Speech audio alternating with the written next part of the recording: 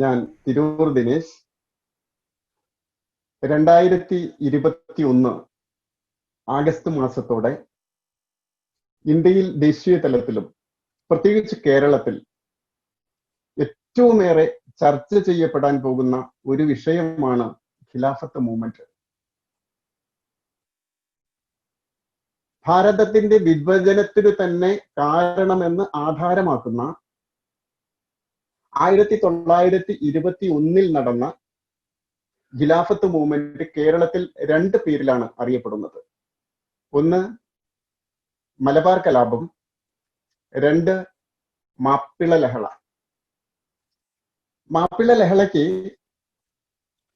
3 വേർഷനാണുള്ളത്, 3 വകഭേദങ്ങൾ. അതിലൊന്ന് ഇന്ത്യൻ സ്വാതന്ത്ര്യ സമരം. ബ്രിട്ടീഷുകാർക്കെതിരെ ഇന്ത്യ സ്വതന്ത്രമാവണമെന്ന് ആവശ്യപ്പെട്ടുകൊണ്ട് മലബാറിലെ മാപ്പിളമാർ നടത്തിയ സായുധ സ്വാതന്ത്ര്യ സമരം. രണ്ടാമത്തെ വേർഷൻ എന്ന് പറയുന്നത് ജന്മിമാർക്കെതിരെ മലബാറിലെ മാപ്പിള കുടിയാന്മാർ നടത്തിയ കർഷക സമരം. ഇനി മൂന്നാമത്തെ വേർഷൻ മതഭ്രാന്ത് തലയ്ക്ക് കയറിയ ഹാലിളക്കക്കാരായ ഒരു പിടി മാപ്പിളമാർ നടത്തിയ ഹിന്ദു വംശഹത്യ. മാപ്പിള ലഹളയുടെ 100ാം വാർഷികം ആഘോഷിക്കാനുള്ള ഒരുക്കങ്ങൾ തകൃതിയായി നടന്നുകൊണ്ടിരിക്കുകയാണ്. ഈ സമയത്താണ് ഈ വിഷയവുമായി ബന്ധപ്പെട്ട് സരയൂ ട്രസ്റ്റിന്റെ സഹായത്തോടെ ഞാൻ നിങ്ങളുടെ മുന്നിൽ എത്തിയിരിക്കുന്നത്. ഖിലാഫത്ത് മൂവ്മെന്റിനെ കുറിച്ച് പഠിക്കാനും അതിന്റെ പരിണിത ഫലങ്ങളെ മനസ്സിലാക്കാനും ഒക്കെ എനിക്ക് സാധിച്ചിട്ടുണ്ട്. അക്കാലത്തെ രാഷ്ട്ര നേതാക്കളുടെ പ്രസ്താവനകൾ, അക്കാലത്തെ പത്രവാർത്തകൾ, ചില കോടതി വിധികൾ, ചില അഭിമുഖങ്ങൾ, അതുപോലെ തന്നെ ഖിലാഫത്ത് മൂവ്മെന്റുമായി ബന്ധപ്പെട്ട് പ്രസിദ്ധീകൃതമായതും ലഭ്യമായതുമായ ചില പുസ്തകങ്ങൾ, ഇതൊക്കെ പരിശോധിക്കാൻ സാധിച്ചിട്ടുണ്ട്.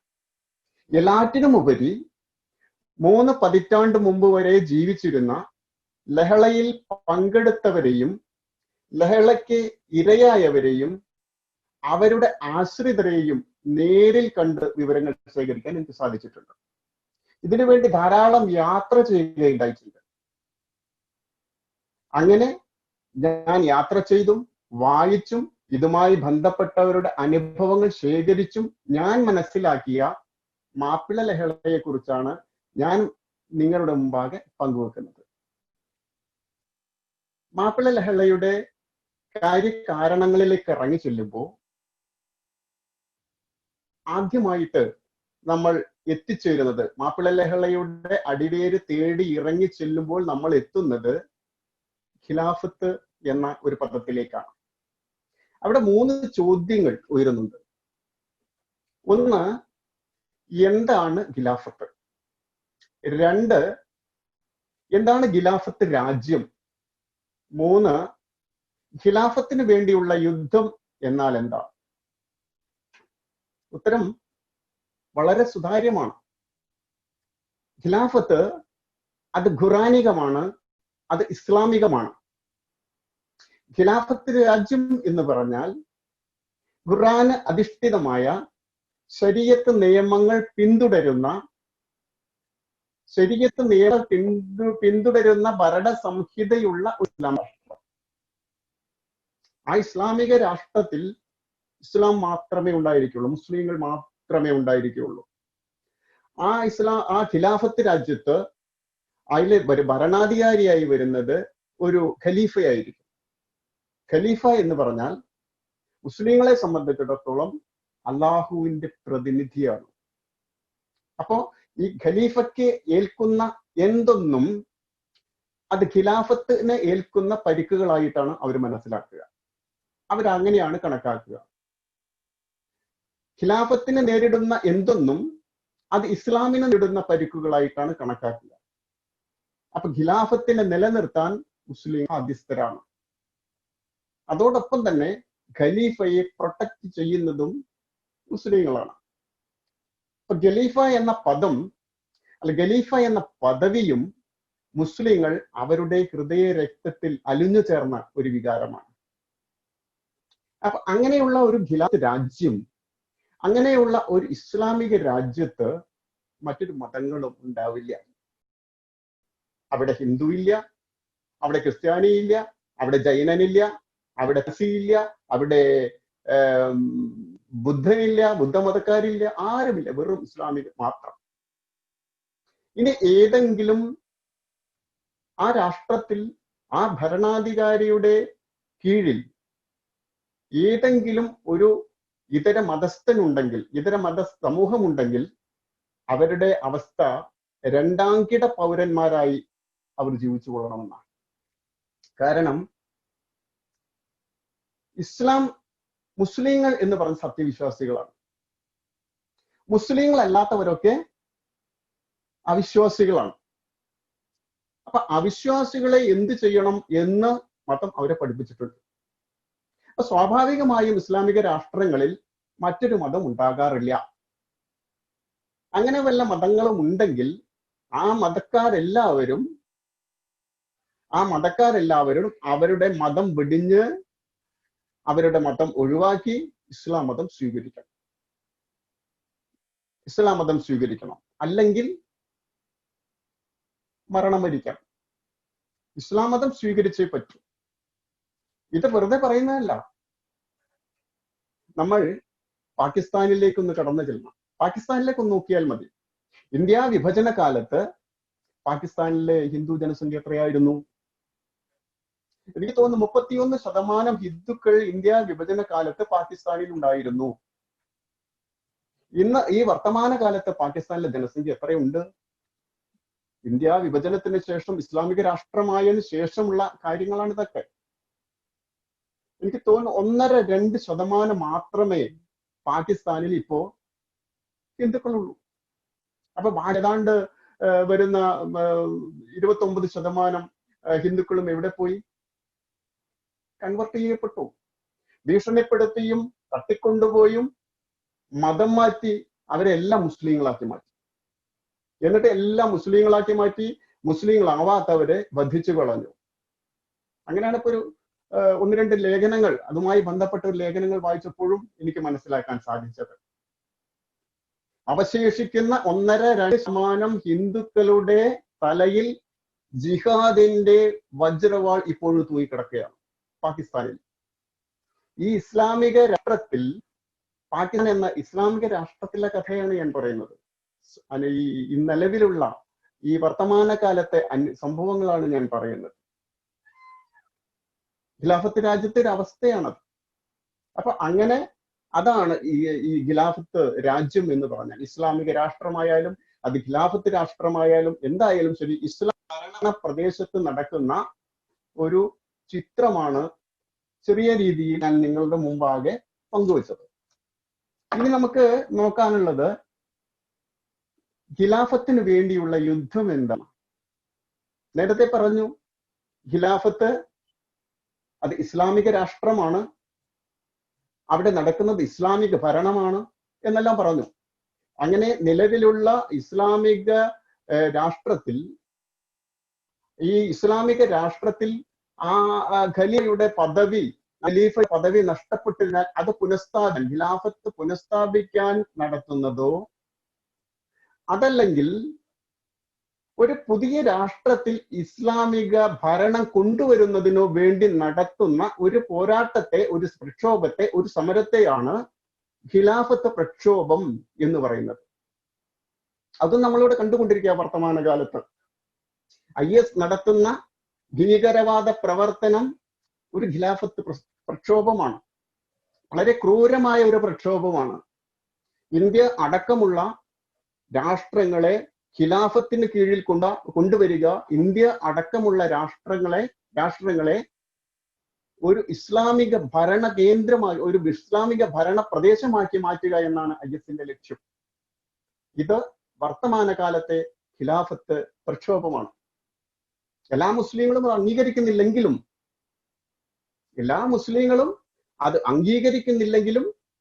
ഇന്ത്യയുടെ തന്നെ വിവിധ ഭാഗങ്ങളിലുള്ള ആളുകൾ ഈ ഖിലാഫത്ത് പ്രക്ഷോഭത്തെ, IS-ന്റെ പ്രക്ഷോഭത്തെ, IS-ന്റെ തീവ്രവാദ പ്രവർത്തനത്തെ, ഭീകരവാദ പ്രവർത്തനത്തെ പിന്തുണുന്നുണ്ട്. കേരളത്തിൽ പോലും നമുക്കറിയാം, കേരളത്തിൽ നിന്നും എത്ര പേരാണ്, സ്ത്രീകളടക്കമുള്ള ആളുകൾ IS-ലേക്ക് പോയില്ലേ? 3-4 പേര് മരിച്ചില്ലേ?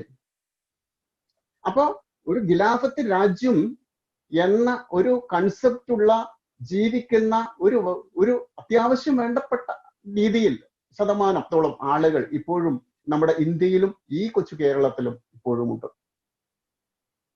ഇതുപോലെ തന്നെയാണ് 1921 നടന്ന ഖിലാഫത്ത് മൂവ്മെന്റ്.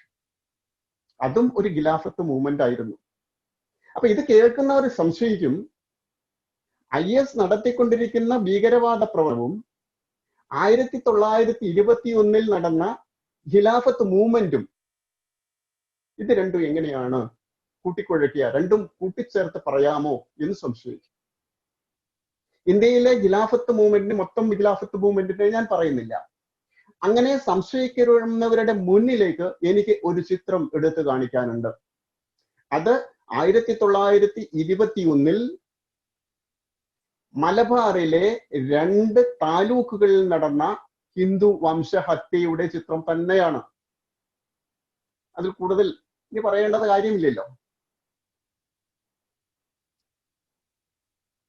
പശ്ചിമേഷ്യൻ രാജ്യങ്ങൾ മുഴുവൻ ഒരു കാലത്ത് ഖിലാഫത്തിന്റെ കീഴിലായിരുന്നു.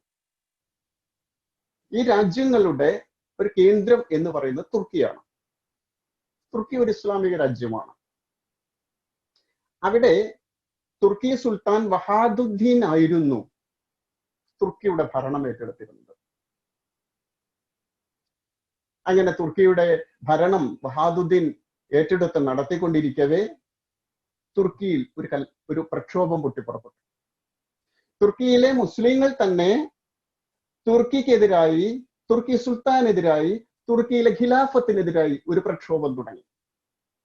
അത് തുർക്കിയിലെ പുരോഗമനവാദികളായ മുസ്തഫ കമാൽ പാഷയുടെ നേതൃത്വത്തിൽ നവോത്ഥാനത്തിന് വേണ്ടി നവോത്ഥാന നായകനായ മുസ്തഫ കമാൽ പാഷയുടെ നേതൃത്വത്തിലാണ് ആ പ്രക്ഷോഭം തുടങ്ങിയത്. അവർ പറയുന്നത് എന്താ? അവർ പറയുന്നു, ഖിലാഫത്ത് ചില മൗലവിമാരുടെ പഴഞ്ചൻ ആശയങ്ങളിൽ ചിതലരിച്ചു കിടക്കുകയാണ്.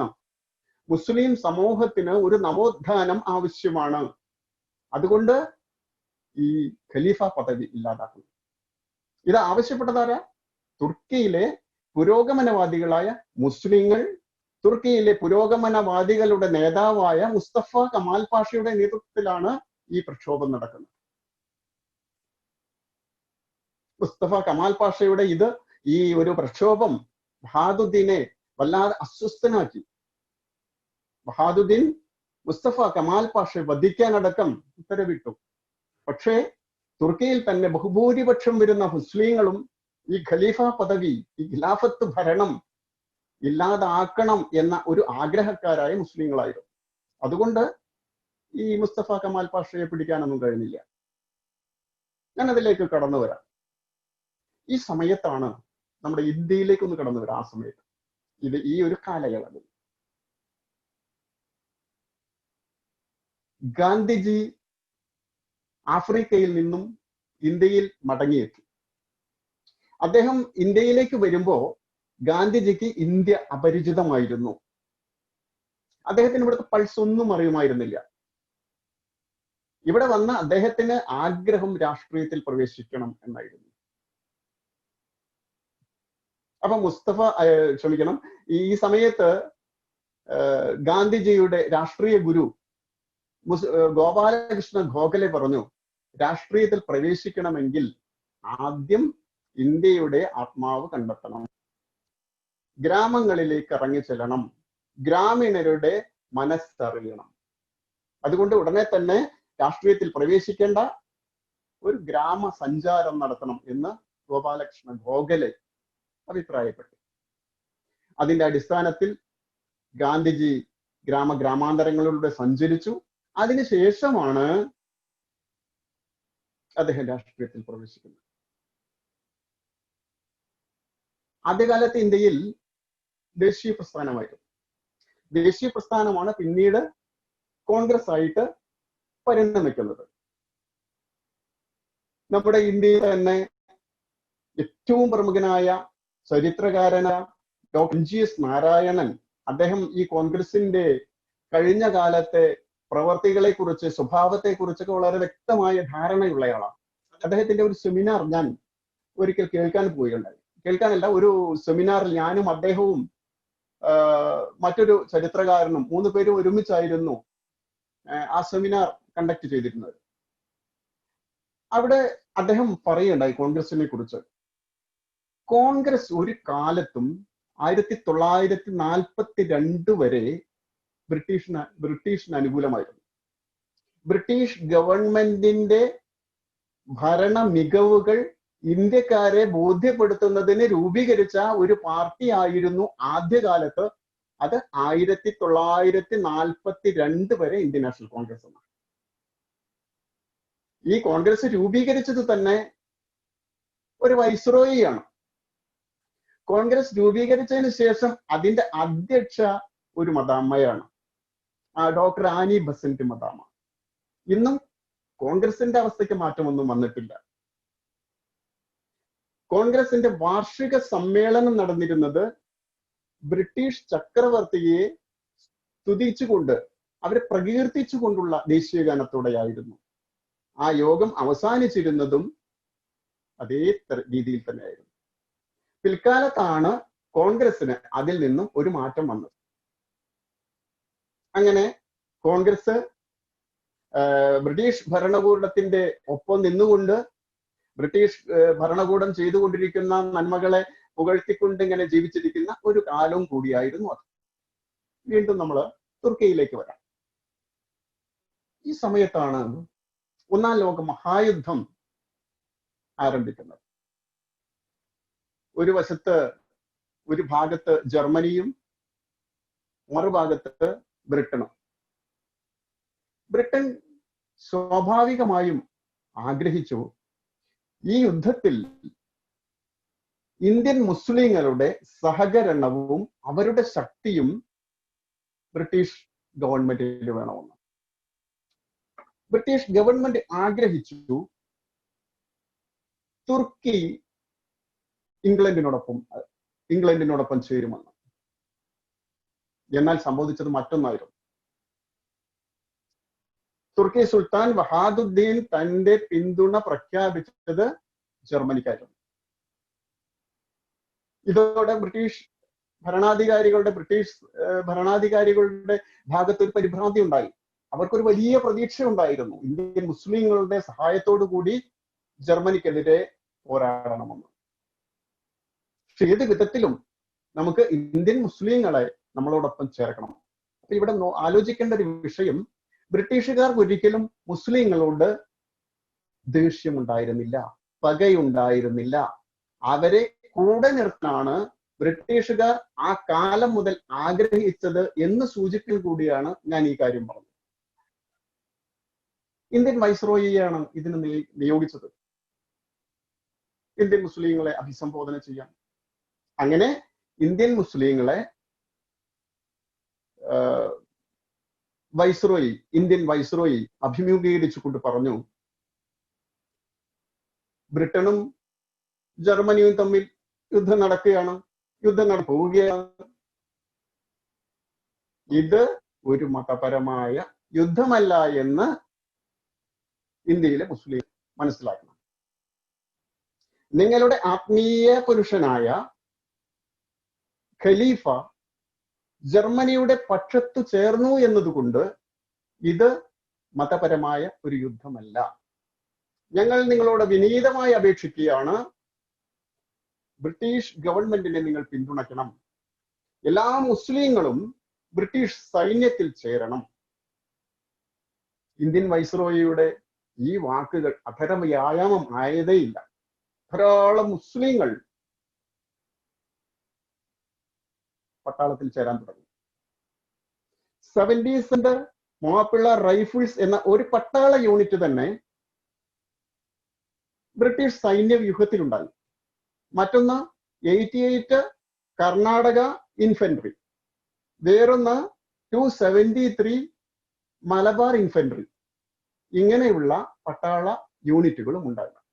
ഈ 3 യൂണിറ്റുകളിലും ധാരാളം മുസ്ലിങ്ങൾ ബ്രിട്ടീഷ് സൈന്യത്തിൽ ചേർന്നു. ഏറനാട്, വള്ളുവനാട് ഭാഗങ്ങളിൽ നിന്നും ധാരാളം മുസ്ലിങ്ങൾ ബ്രിട്ടീഷ് പട്ടാളത്തിൽ ചേർന്നു. അവർ യുദ്ധതന്ത്രം പഠിച്ചു, ഉന്നം തെറ്റാതെ വെടിവെക്കാൻ പഠിച്ചു. എല്ലാ പരിശീലനവും അവർക്ക് അവിടെ നിന്ന് കിട്ടി. അവർ ബ്രിട്ടീഷ് സൈന്യത്തിന്റെ ഭാഗമായി. യുദ്ധത്തിൽ എന്താ സംഭവിച്ചതെന്ന് നമുക്കൊക്കെ അറിയാം. ജർമ്മനി പരാജയപ്പെട്ടു. ജർമ്മനിയുടെ പരാജയം തുർക്കിയുടെ പരാജയം കൂടിയായിരുന്നു. പിടിച്ചു നിൽക്കാനായില്ല തുർക്കിക്ക്. തുർക്കിയുടെ ഈ പരാജയം ആഘോഷിച്ചത് തുർക്കിയിലെ പുരോഗമനവാദികളായ മുസ്ലിങ്ങളായിരുന്നു. അവരേറെ കാലമായി ഇത് ഒന്ന് അവസാനിച്ച് കിട്ടണം, ഈ തുർക്കിയുടെ അഹങ്കാരം ഒന്ന്, ഈ ഖലീഫയുടെ, ഈ സുൽത്താന്റെ ഈ അഹങ്കാരം ഒന്ന് അവസാനിപ്പിച്ച് കിട്ടണം, അദ്ദേഹത്തെ ആ സ്ഥാനത്ത് നിന്ന് മാറും എന്ന് പറഞ്ഞ പ്രക്ഷോഭത്തിലായിരുന്നല്ലോ അവരാണ് ഏറ്റവും അധികം സന്തോഷിച്ചത്. രാജ്യങ്ങളൊക്കെ തുർക്കിയുടെ പല ഭാഗങ്ങളും സഖ്യകക്ഷികൾക്ക് വിട്ടുകൊടുത്തുകൊണ്ട് ഖലീഫ വഹാദുദ്ദീൻ ഒരു ബ്രിട്ടീഷ് പട്ടാള പടക്കപ്പലിലാണ് അഭയം തേടിയത്. ഈ അവസരം ശരിക്കും മുസ്തഫ കമാൽ പാഷ മുതലെടുത്തു. അദ്ദേഹം ബ്രിട്ടീഷ് ഭരണാധികാരികളെ കണ്ടു. ബ്രിട്ടീഷ് ഭരണാധികാരികളെ കണ്ടിട്ട് പറഞ്ഞു, ഞങ്ങൾ ഏറെ കാലമായി ഒരു പ്രക്ഷോഭത്തിലാണ്, ആ പ്രക്ഷോഭം എന്തായിരുന്നു എന്ന് പറഞ്ഞു. എന്നിട്ട് പറഞ്ഞു, ഖലീഫ പദവി ഒഴിവാക്കി കിട്ടണം, അതിനു വേണ്ടി ബ്രിട്ടീഷ് ഗവൺമെന്റ് സഹായിക്കണം. അപ്പോ അവിടെയുള്ള ഭൂരിപക്ഷം വരുന്ന മുസ്ലിങ്ങളുടെ ഒരു ആവശ്യമാണത്. മാത്രമല്ല ഈ യുദ്ധത്തിൽ ഇന്ത്യൻ മുസ്ലിങ്ങൾ ബ്രിട്ടനെ സഹായിച്ചിട്ടുണ്ട്. പിന്നെ ആലോചിക്കാനൊന്നും ഉണ്ടായില്ല. ബ്രിട്ടീഷ് ഗവൺമെന്റ് തുർക്കിയിലെ സുൽത്താന് ഖലീഫ പദവി എടുത്തു കളഞ്ഞു. തുർക്കിയിലെ ഖലീഫ പദവി, സുൽത്താന്റെ ഖലീഫ പദവി എടുത്തു കളഞ്ഞു. ഇതിനെതിരെ ചെറിയ ചെറിയ പ്രക്ഷോഭം തുടങ്ങി. അങ്ങിങ്ങ് ചെറിയ ചെറിയ പ്രക്ഷോഭം ഉണ്ടായി. തുർക്കിയിലെ സുൽത്താന് നഷ്ടപ്പെട്ട ഖലീഫ പദവി പുനഃസ്ഥാപിച്ചു കിട്ടണമെന്ന് ആവശ്യപ്പെട്ടുകൊണ്ട് തുടങ്ങിയ ചെറിയ ചെറിയ പ്രക്ഷോഭങ്ങൾ ആരംഭശൂരത്വമായി കെട്ടടങ്ങി. അതാ ഉണ്ടായത്. അപ്പൊ ഖലീഫ പദവിക്ക് എതിരെ വന്നതാരാണ്? തുർക്കിയിലെ മുസ്ലിങ്ങൾ. തുർക്കിയിലെ ഖിലാഫത്ത് ഭരണത്തിനെതിരായി വന്നതാരാണ്? തുർക്കിയിലെ മുസ്ലിങ്ങൾ. ആ ഖലീഫ പദവി എടുത്ത് കളയാൻ രംഗത്ത് വന്നതാരാണ്? തുർക്കിയിലെ പുരോഗമനവാദികളായ മുസ്ലിങ്ങൾ. പക്ഷെ അത് ചെയ്തത് ബ്രിട്ടീഷുകാരാണ്. അപ്പൊ ബ്രിട്ടീഷുകാർക്കെതിരെയാണ് അവിടെ നിന്ന് ചെറിയ ചെറിയ പ്രക്ഷോഭങ്ങളൊക്കെ ഉണ്ടായത്. അങ്ങനെ കുറച്ച് കഴിഞ്ഞു. ഈ സമയത്താണ് ഇന്ത്യയിൽ ആലി സഹോദരന്മാർക്ക്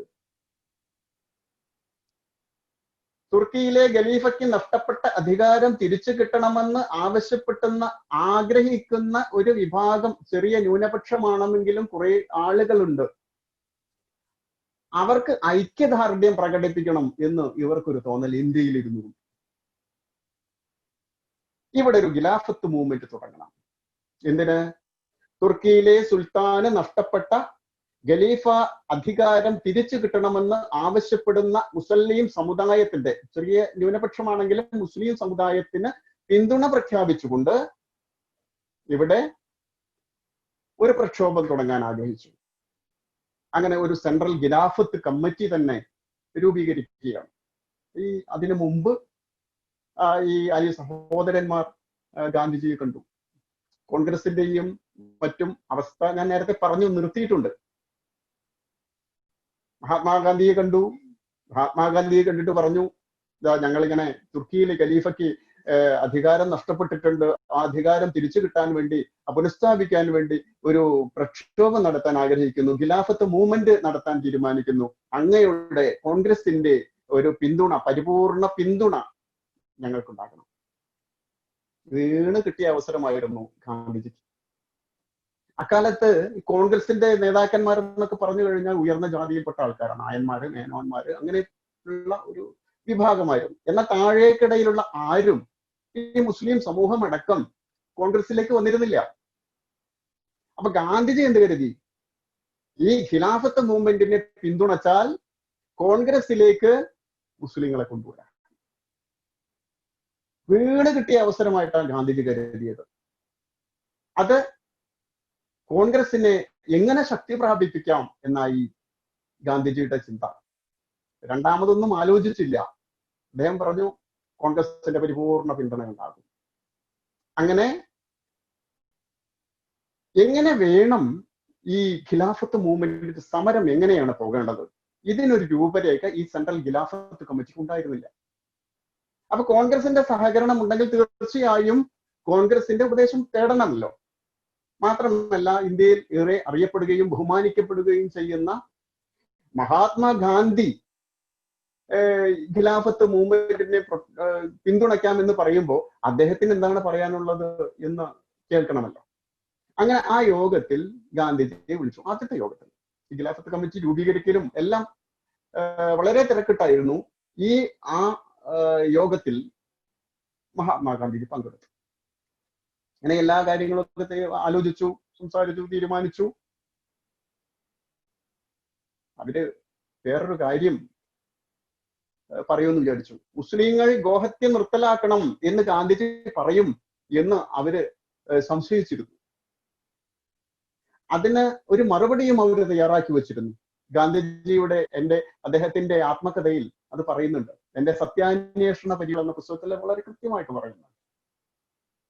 പക്ഷെ ഗാന്ധിജി ഗോഹത്യയുടെ കാര്യം, ഗോക്കളെ കശാപ്പ് ചെയ്യുക എന്ന ആവശ്യമേ പറഞ്ഞില്ല. അദ്ദേഹത്തിന്റെ മനസ്സിൽ ആ നേരത്ത് മുഴുവൻ ഖിലാഫത്തും കോൺഗ്രസുമായിരുന്നു. കോൺഗ്രസ് എങ്ങനെ വിശാലമാക്കാം ചിന്തയായിരുന്നു. എങ്ങനെ വേണം ഖിലാഫത്ത് പ്രക്ഷോഭം? ഗാന്ധിജി പറഞ്ഞു, നിസ്സഹകരണം. നിസ്സഹകരണത്തിലൂടെ ആയിരിക്കണം നമുക്ക് ഈ പ്രക്ഷോഭം നടത്തേണ്ടത്, വിജയിക്കേണ്ടത്. ഗാന്ധിജിയെ പറ്റി പൊതുവെ എല്ലാവരും പറയും, സോഷ്യലിസ്റ്റ് ചിന്താഗതിക്കാരായ പഴയ നേതാക്കന്മാരൊക്കെ പറയും, ഗാന്ധിജിയുടെ നേതൃത്വത്തിലുള്ള കോൺഗ്രസ് ഒരു വെജിറ്റേറിയൻ സമരമാണ് സാധാരണ നടത്താറുള്ളത്. എന്താ വെജിറ്റേറിയൻ സമരത്തിന് കാരണം എന്ന് MGSന്റെ വാക്കുകൾ ഞാൻ നേരത്തെ പറഞ്ഞു. ബ്രിട്ടീഷുകാർക്കെതിരെ ശക്തമായി പോരാടാനും അവരെ എതിർക്കാനും ഒന്നും ഗാന്ധിജി കോൺഗ്രസ് ആ കാലത്ത് ശ്രമിച്ചിരുന്നില്ല.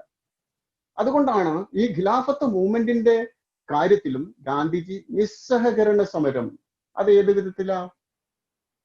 ബ്രിട്ടീഷുകാർ തന്നിട്ടുള്ള എല്ലാ സ്ഥാനമാനങ്ങളും ഉപേക്ഷിക്കുക, അവരുമായി യാതൊരു വിധത്തിലും സഹകരിക്കാതിരിക്കുക, ഗവൺമെന്റുമായി യാതൊരു വിധത്തിലും സഹകരിക്കാതിരിക്കുക.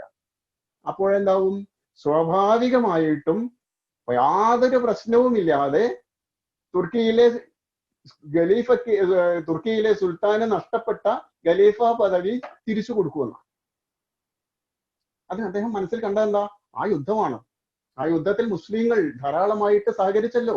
അപ്പൊ പിന്നെ മുസ്ലിങ്ങൾക്കൊരു ആവശ്യം വന്നാൽ ഈ ബ്രിട്ടീഷുകാരെ ദ്രോഹിക്കാതെ തന്നെ അവരെ ചെറിയ രീതിയിലൊരു മാനസികമായി, അയ്യോ മുസ്ലിങ്ങളെല്ലാം ഞങ്ങളോട് വല്ലാത്തൊരവസ്ഥയിലാണല്ലോ, അപ്പൊ അവരുടെ കാര്യങ്ങൾ നമുക്ക് പരിഹരിച്ചു കൊടുക്കണമല്ലോ എന്ന് കരുതി ആ ഒരു രീതി അവലംബിച്ചുകൊണ്ട് ഈ ഖലീഫ പദവി തിരിച്ചു കിട്ടും എന്നായിരുന്നു ഗാന്ധിജിയുടെ പ്രതീക്ഷ. അതനുസരിച്ച് ഇന്ത്യയിൽ എല്ലായിടത്തും ഖിലാഫത്ത് കമ്മിറ്റികൾ രൂപീകരിച്ചു. പലയിടത്തും ധാരാളം സ്ഥലത്ത് ഖിലാഫത്ത് കമ്മിറ്റികൾ രൂപീകരിച്ചു. 1910 കോഴിക്കോട്ട് മലബാർ കോൺഗ്രസ് കമ്മിറ്റി രൂപീകരിക്കുന്നത്. കെ മാധവൻ നായർ, യു ഗോപാലമേനോൻ അങ്ങനെയുള്ള പ്രമുഖരായ ആളുകളായിരുന്നു മലബാർ കോൺഗ്രസ് കമ്മിറ്റിയുടെ അമരത്തുണ്ടായിരുന്നത്. എല്ലായിടത്തും ഖിലാഫത്ത് രൂപീകരിച്ചു കൊണ്ടിരിക്കുമ്പോൾ അപ്പോഴാണ് ഗാന്ധിജിക്ക് തോന്നിയത് മലബാറിലും രൂപീകരിക്കണം. മലബാറിലും ഖിലാഫത്ത് കമ്മിറ്റി രൂപീകരിക്കണം. മലബാറിലാണ് ഏറ്റവും കൂടുതൽ മുസ്ലിങ്ങൾ ഉള്ളത്. അപ്പൊ മലബാറിൽ ഖിലാഫത്ത് കമ്മിറ്റി രൂപീകരിച്ചാൽ കോൺഗ്രസിന് ശക്തി കൂടി. അപ്പൊ ഖിലാഫത്ത് കമ്മിറ്റിയിൽ ചേരാൽ കോൺഗ്രസ് കമ്മിറ്റിയിൽ അംഗത്വം എടുക്കണം. അഹിംസ സിദ്ധാന്തത്തിൽ ഊന്നി പ്രവർത്തിച്ചു കൊള്ളാം എന്ന സത്യവാങ്മൂലത്തോട് കൂടിയിട്ടാണ് നാലണയുടെ ഒരു മെമ്പർഷിപ്പ് എടുക്കുന്നത്. മലബാറിലും ഖിലാഫത്ത് കമ്മിറ്റി രൂപീകരിക്കണം എന്ന് മഹാത്മാഗാന്ധിജി പറഞ്ഞപ്പോ ഗോപാല മേനോനും മാധവ മേനോനും പോയി. അവര് പറഞ്ഞു വേണ്ട. മലബാറിൽ ഖിലാഫത്ത് കമ്മിറ്റി രൂപീകരിക്കണം എന്ന കോൺഗ്രസിന്റെ ആഗ്രഹം തൽക്കാലം ഒന്ന് അവസാനിപ്പിച്ചാൽ നന്നായിരുന്നു എന്ന മറ്റൊരു രീതിയിൽ ഗാന്ധിജിയെ അറിയിച്ചപ്പോ ഗാന്ധിജി ചോദിച്ചു, എന്തുകൊണ്ടാണ് നിങ്ങൾ അങ്ങനെ പറയുന്നത്? അവര് പറഞ്ഞു, 1835 മുതൽ 1836 മുതൽ 1855 വരെയുള്ള കാലഘട്ടങ്ങളിൽ ഈറനാട്, വള്ളുവനാട് താലൂക്കുകളിൽ മാത്രം 36 മാപ്പിള ലഹളകൾ ഉണ്ടായിട്ടുണ്ട്. ചെറിയ ചെറിയ ലഹളകൾ. അത് മതഭ്രാന്ത് തലയ്ക്ക് കയറി ഹാലിളക്കക്കാരായ ആളുകളാണ് ഇത് ചെയ്തത്. അതിന്റെ ഞെട്ടലിൽ നിന്നും ഒരു കാലത്തും മാറാൻ പറ്റില്ല എന്ന് എല്ലാവർക്കും അറിയുന്ന സമയത്താണ് ഈ ഖിലാഫത്തിന്റെ കാര്യം പറഞ്ഞ് അവിടെ കമ്മിറ്റി രൂപീകരിക്കാൻ പോകുന്നത്. 1836 മുതൽ 1855 വരെയുള്ള കാലയളവിൽ ഒരു ഹരിജൻ ബാലൻ ഉൾപ്പെടെ 47 ഹിന്ദുക്കളുടെ കഴുത്തുന്നു. അതുപോലെ തന്നെ 47 ഹിന്ദുക്കളാണ് കൊന്നത്. 4 പേർക്ക് അതിൽ കുത്തേറ്റു. 6 വീടുകൾ, ഹിന്ദു വീടുകൾ അഗ്നിക്കിരയാക്കി. 5 ക്ഷേത്രങ്ങൾ കുത്തിത്തുറന്ന് അതിൽ ബിംബഹാനി വരുത്തി. 2 ക്ഷേത്രങ്ങൾ കത്തിച്ചു. ചെറിയ ചെറിയ കലാപങ്ങൾ. പട്ടാളം വരാറുണ്ട്. പട്ടാളം വന്ന് ഇത്തരം ബഹളം നടത്തുന്ന ഹാലിളക്കക്കാരെ വെടിവെച്ച് കൊല്ലും. അങ്ങനെ 122 മാപ്പിളമാരെ കൊല്ലുകയും ചെയ്തു. 121 മാപ്പിളമാരെ ബ്രിട്ടീഷ് ഉദ്യോഗസ്ഥന്മാർ കൊല്ലുകയുണ്ടായി. 22 മാപ്പിളമാരെ നാട്ടുകാർ അടിച്ചു കൊല്ലിച്ചു. അപ്പൊ ഈ ഹാലിളക്കക്കാര് ഒരാളായിരിക്കും ചിലപ്പോ, ചിലത് സംഘം ചേർന്ന് വന്ന് ഹിന്ദുക്കളെ അറ്റാക്ക് ചെയ്യും. ഒരേ ഒരാളാണ് ചില കൊലപാതകം നടത്തുക. ഞാൻ പറഞ്ഞു, ഒരു ബാലന്റെ പേര് പറഞ്ഞു, ഒരു ഹരിജൻ ബാലന്. അത് 1880 സെപ്റ്റംബർ 1 നടന്നത്. അത് ഒരാളാണ് നടത്തിയത്. അദ്ദേഹം വേറെ ഒരാളെ കൊല്ലാൻ വേണ്ടി തീരുമാനിച്ചു. അപ്പൊ ഈ സാധാരണ ആ കാലത്തൊക്കെ ആരെങ്കിലും വധിക്കാൻ വേണ്ടിയിട്ട് അതെല്ലാം ഇസ്ലാമിന്റെ പേരിലാണ്.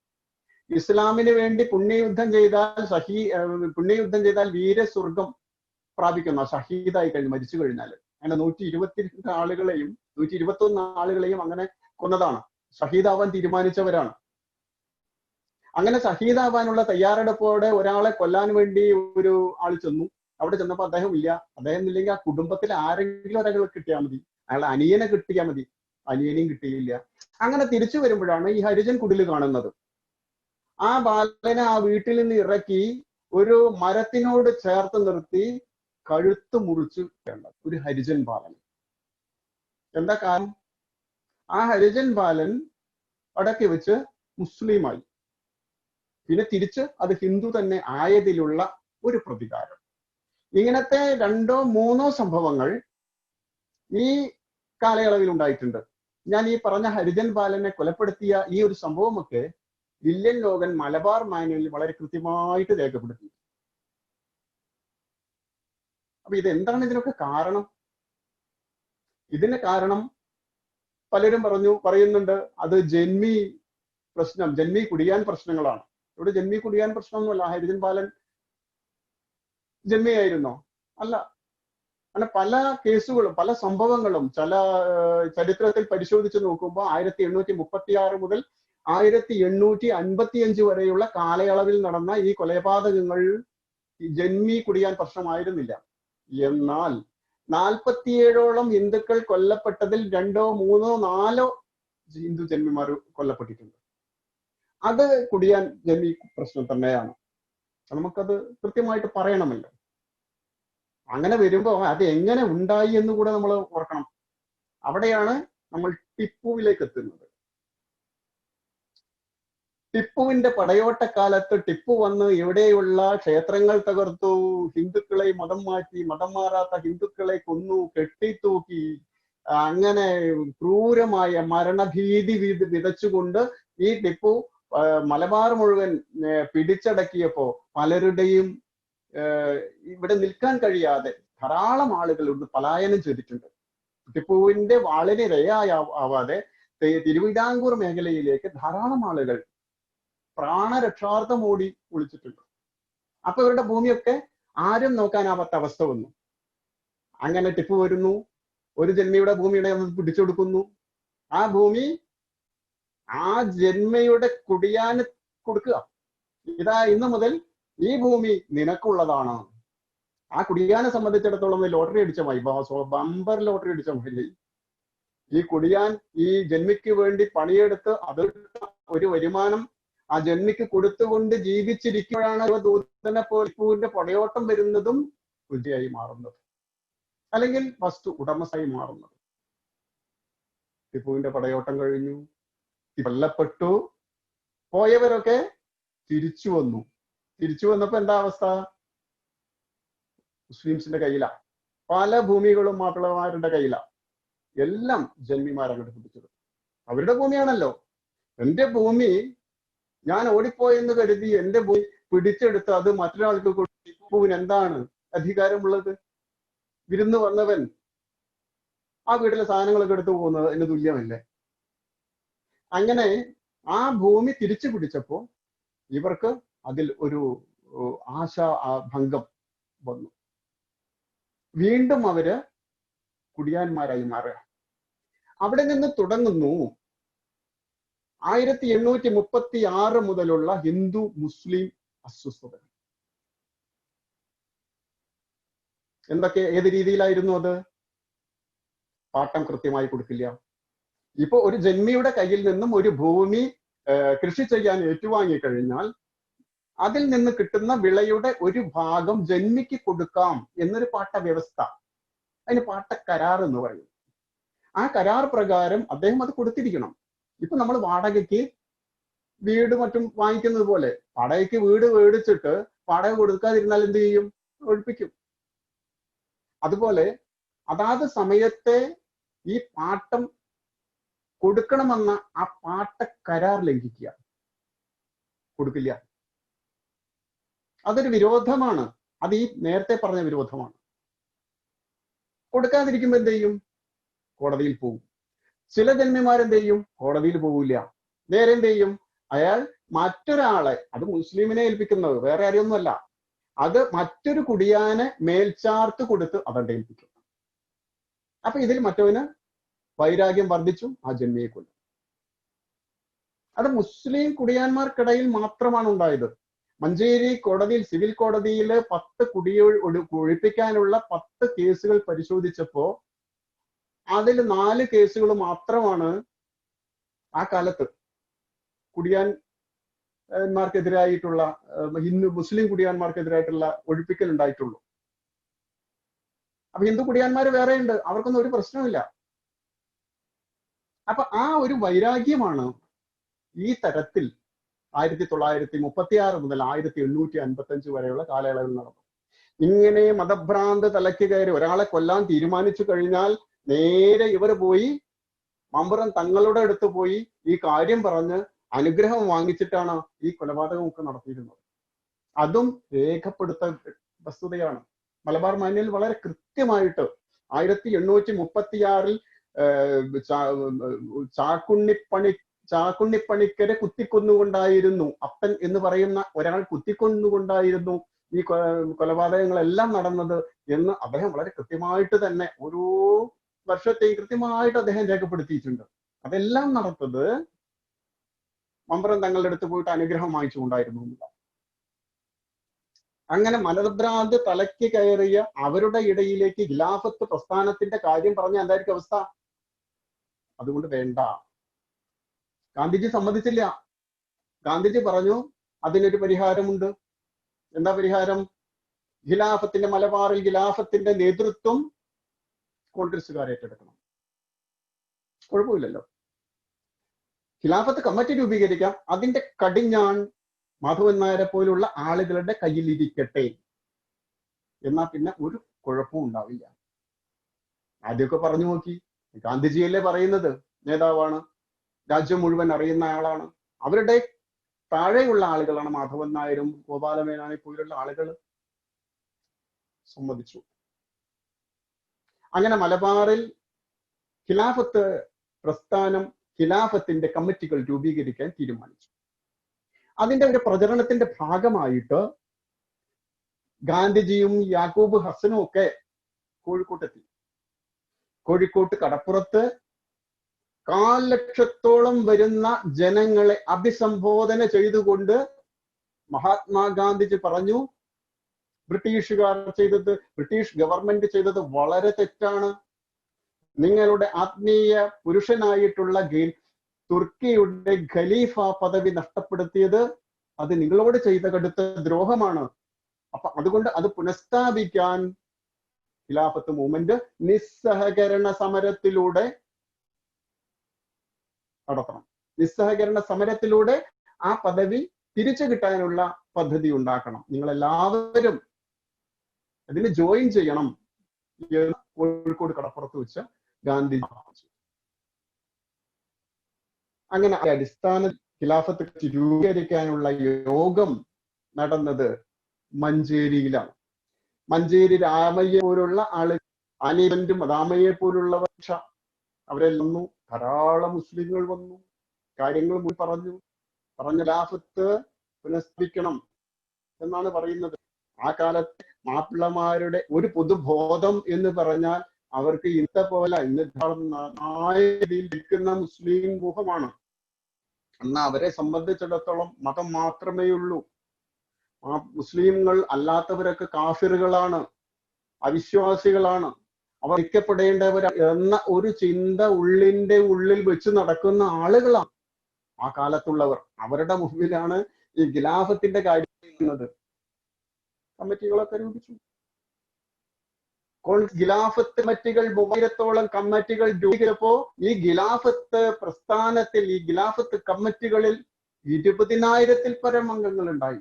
ഗാന്ധിജിയുടെ ഒരു വലിയ വിജയമായിരുന്നു അത്. 20,000-ഓളം പരം ആളുകളാണ് കോൺഗ്രസിലേക്ക് ഖിലാഫത്തിലൂടെ കടന്നു വന്നത്, മുസ്ലിങ്ങൾ.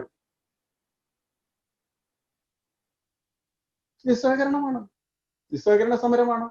കോൺഗ്രസ് അതിൻ്റെതായ രീതിയിൽ കോൺഗ്രസ് നേതാക്കന്മാര് പോകുന്നു. ഇതിനിടയിൽ വേറൊന്ന് സംഭവിച്ചു. ചില മൗലവിമാർ, മൊയ്തു മൗലവിയെ കുറിച്ച് ഒരു പുസ്തകത്തിൽ ഞാൻ വായിച്ചിട്ടുണ്ട്.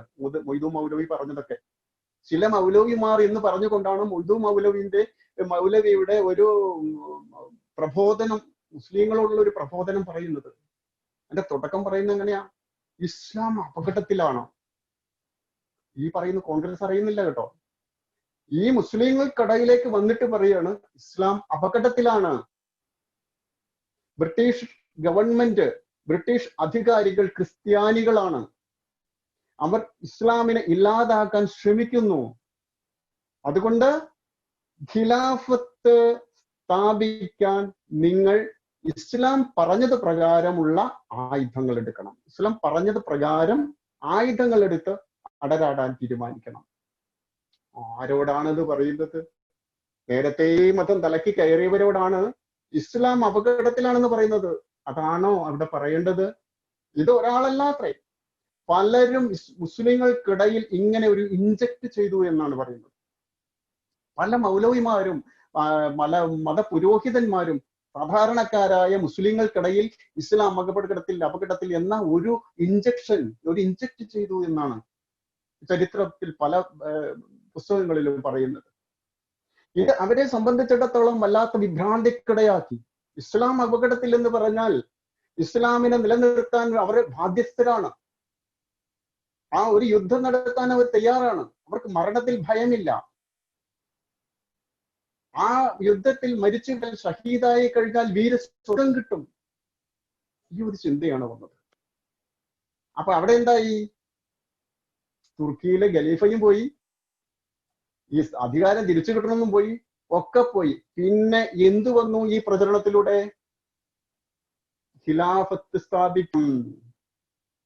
സാധാരണക്കാരായ, യാതൊരു ലോകവിവരവുമില്ലാത്ത, മതം മാത്രം മനസ്സിൽ കൊണ്ടു നടക്കുന്നവരോട് ഖിലാഫത്ത് സ്ഥാപിക്കണമെന്നാണ് പറയുന്നത്. എന്തുകൊണ്ട്? ഞാനിരിക്കുന്ന പ്രദേശത്ത് ഖിലാഫത്ത് വേണം. തുർക്കിയിൽ നഷ്ടപ്പെട്ട ഖലീഫയ്ക്ക് നഷ്ടപ്പെട്ട, തുർക്കിയിലെ സുൽത്താന് നഷ്ടപ്പെട്ട ഖലീഫ അധികാരം തിരിച്ചു പിടിക്കാൻ നമ്മൾ ശക്തമായ സമരം ചെയ്യണം എന്ന് പറഞ്ഞിരുന്നെങ്കിൽ ഒരു പക്ഷേ ഈ സംഭവങ്ങളൊന്നും, മാപ്പിള ലഹളയിലെ ഈ പ്രശ്നങ്ങളൊന്നും ഉണ്ടാവുമായിരുന്നില്ല. കോൺഗ്രസ് അറിയാതെ, ഇതൊന്നും കോൺഗ്രസ് അറിയുന്നില്ല. കോൺഗ്രസ് ഇങ്ങനെ ഒരു സൈഡിലൂടെ യാതെയും വിളിച്ചു പോകുന്നു. ഇപ്പുറത്ത് ഇങ്ങനെ ഒരു പ്രചരണം നടക്കുന്നു. പ്രചരണം നടക്കുന്നത് ഇവരുടെ ഇടയിൽ മാത്രമല്ല, ഈ ഖിലാഫത്ത് കമ്മിറ്റികളിൽ മുഴുവൻ നേരത്തെ ഒന്നാം ലോക മഹായുദ്ധത്തിൽ ധാരാളം മാപ്പിളമാർ സൈന്യത്തിൽ ചേർന്നു എന്ന് പറഞ്ഞല്ലോ. അങ്ങനെ അവരൊക്കെ വിരമിച്ച് വീട്ടിലിരിക്കുക. ഇവരെല്ലാവരും ഈ ഖിലാഫത്ത് പ്രസ്ഥാനത്തിലേക്ക് പോരും. അവർക്കെല്ലാം യുദ്ധതന്ത്രം അറിയാം. ഒരു പക്ഷേ ഈ രീതിയിലൊക്കെ പറഞ്ഞവർക്ക് അത് നേരത്തെ അറിഞ്ഞിട്ടുണ്ടായിരിക്കും. അവർ നേരത്തെ ചിലതാം തീരുമാനിച്ചിട്ടുണ്ടായിരിക്കും. ഇസ്ലാം മതത്തിൽ പറയും, ഈ പട്ടങ്ങളെ എല്ലാം അറിയുന്ന, വെടിവെക്കാൻ അറിയാവുന്ന, അതുപോലെ തന്നെ മറ്റു യുദ്ധതന്ത്രങ്ങൾ അറിയാവുന്ന ഒരു വലിയൊരു സംഘത്തിന്റെ ഇടയിലാണ് ഈ ഒരു ആശയം കൊണ്ടുവന്ന് കൊടുത്തത്. ഇതോടെ എന്ത് സംഭവിച്ചു? ആയുധങ്ങൾ സംഭരിക്കാൻ തുടങ്ങി. ആളുകളും യുദ്ധങ്ങളും ഇന്നുണ്ട സകല തരത്തിലുള്ള ആയുധങ്ങളും തിരൂരാടി മേഖല, അതുപോലെ തന്നെ തുവൂർ, നിവൂർ മേഖലയിലെല്ലാം ഏറ്റവും ആയുധ ഭരണം നടന്നത് ഈ വണ്ടൂര്, അതുപോലെ തന്നെ തിരൂരങ്ങാടി ഭാഗങ്ങളിലാണ്. ഈ വിമുക്ത ഭടന്മാരുടെ നേതൃത്വത്തിൽ വൻതോതിൽ ആയുധങ്ങൾ സംഭരിക്കാൻ തുടങ്ങി. ആ ഒരൊറ്റ ഇഞ്ചക്ഷൻ ആയിരുന്നു അതിന് കാരണം, ഇസ്ലാം അപകടത്തിൽ എന്നുള്ളത്. ഇല്ലെങ്കിൽ ഒരു പക്ഷേ ഈ രീതിയിൽ ഒരു യുദ്ധം, ഈ ഒരു രീതിയിൽ ഒരു കലാപം ഉണ്ടാവാനിട വരുമായിരുന്നില്ല. ആയുധങ്ങൾ വ്യാപകമായി സംഭരിച്ചു. ഇങ്ങനെ ആയുധങ്ങൾ സംഭരിക്കുന്ന കാര്യം എവിടെയുള്ള മാധവൻ നായരോ ഗോപാലമേനോനോ ഒന്നും അറിയുന്നില്ല. അവരുടേതായ രീതിയിൽ കോൺഗ്രസിന്റെ ഖിലാഫത്തിന്റെ പ്രസ്ഥാനമായി ചരടുവലിയായിട്ട് ഇങ്ങനെ നടക്കുക. പക്ഷെ ഇത് അറിഞ്ഞു ആര്? ബ്രിട്ടീഷ് മിലിറ്ററി ഇന്റലിജൻസ് അറിഞ്ഞു. ബ്രിട്ടീഷ് ഇന്റലിജൻസ് അറിഞ്ഞു. ഇന്റലിജൻസ് ഉദ്യോഗസ്ഥന്മാർ റിപ്പോർട്ട് ചെയ്തു, ഇവിടെ വ്യാപകമായി മുസ്ലിങ്ങൾ ഖിലാഫത്തിന്റെ മറവിൽ ആയുധങ്ങൾ സംഭരിച്ചു കൊണ്ടിരിക്കുകയാണ്. അവർ അവസരത്തിന് വേണ്ടി കാത്തിരിക്കുകയാണ്. അവർ അവസരം കിട്ടിയാൽ ഗവൺമെന്റിനെതിരെ തിരിയും. അവർ സർക്കാർ ഉദ്യോഗസ്ഥന്മാരെ വധിക്കും. അവർ ഹിന്ദു വിഭാഗത്തിനെതിരെ കയറും. അവർ ഹിന്ദുക്കളെ കൂട്ടമായി ഉന്മൂലനം ചെയ്യാൻ സാധ്യതയുണ്ട്. ഒരു വലിയ കലാപത്തിനുള്ള ഒരുക്കങ്ങൾ നടക്കുന്നു. ഇങ്ങനെ ഇന്റലിജൻസ് റിപ്പോർട്ട് വന്നു. ഈ ഇന്റലിജൻസ് റിപ്പോർട്ട് ഗവൺമെന്റ് പരിശോധിച്ചു. കലാപം അടിച്ചമർത്തേണ്ട ബാധ്യത അത് ഏത് ഗവൺമെന്റിനായാലും ശരി, അത് ബ്രിട്ടീഷ് ഗവൺമെന്റ് ആയാലും ശരി, ഏത് ഗവൺമെന്റ് ആയാലും ശരി, അത് എന്താ കാലവും അങ്ങനെയാണല്ലോ. അത് ഏത് സർക്കാർ ഭരിച്ചാലും ശരി, ഒരു വർഗീയ കലാപം ഉണ്ടായാൽ ആ കലാപം അടിച്ചൊതുക്കേണ്ടത് ആ ഗവൺമെന്റിന്റെ ബാധ്യതയാണ്. ഗവൺമെന്റ് ചർച്ച ചെയ്തു. ആയുധം സംഭരിക്കുന്നു എവിടേക്ക് എന്നുള്ളതെല്ലാം നമ്മൾ കണ്ടെത്തേണ്ടതുണ്ട്. പക്ഷേ മുസ്ലിങ്ങളോട് ഒരു എതിർപ്പൊന്നും അന്നും ബ്രിട്ടീഷുകാർക്കില്ല. അതിന്റെ കാരണം ഞാൻ തുടക്കത്തിൽ പറഞ്ഞു. അപ്പോ ഈ മുസ്ലിങ്ങളെ ഉപദ്രവിക്കാൻ, ദ്രോഹിക്കാൻ അവർക്കും വലിയ താല്പര്യമൊന്നുമില്ല. അപ്പൊ എന്ത് ചെയ്യും? എന്ത് ചെയ്യാൻ തീരുമാനിച്ചു? കോൺഗ്രസ്സുകാരെ അറസ്റ്റ് ചെയ്യുക. ഖിലാഫത്തിന്റെ കടിഞ്ഞാൺ മുഴുവൻ, നിയന്ത്രണം മുഴുവൻ യു ഗോപാലമേനോൻ, കെ മാധവൻ നായരെ പോലുള്ള കോൺഗ്രസ്സുകാരുടെ കയ്യിലാണ്. അപ്പൊ ആ കോൺഗ്രസ്സുകാരെ ഇങ്ങോട്ട് അറസ്റ്റ് ചെയ്ത് ജയിലിലാണ്ട് അടച്ചാൽ ഇവിടെ ഖിലാഫത്തിന്റെ ഈ പ്രക്ഷോഭം നിയന്ത്രിക്കാനൊന്നും ആളുണ്ടാവില്ല. അപ്പൊ അത് അവിടെ കെട്ടടങ്ങി പോയിക്കൊള്ളും. അങ്ങനെയാണ് ബ്രിട്ടീഷുകാർ ആലോചിച്ചത്.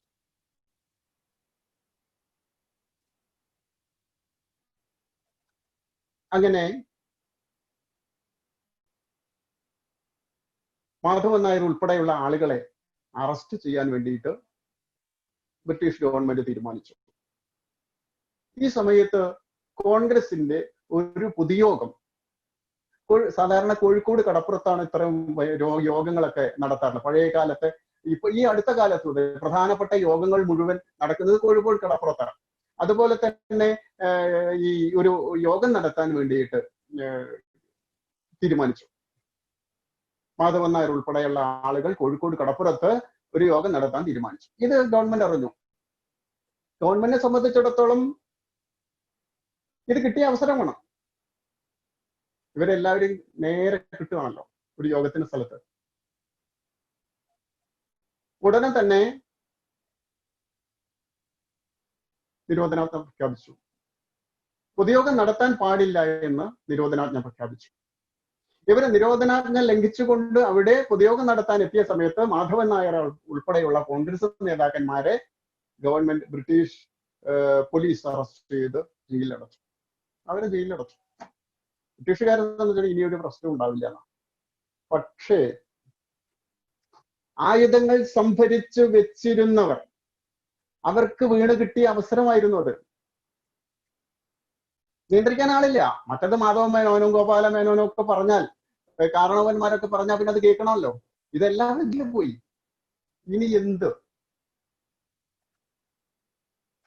ആലി മുസ്ലിയാരെ പോലുള്ള, ആലി മുസ്ലിയാർ അടക്കമുള്ള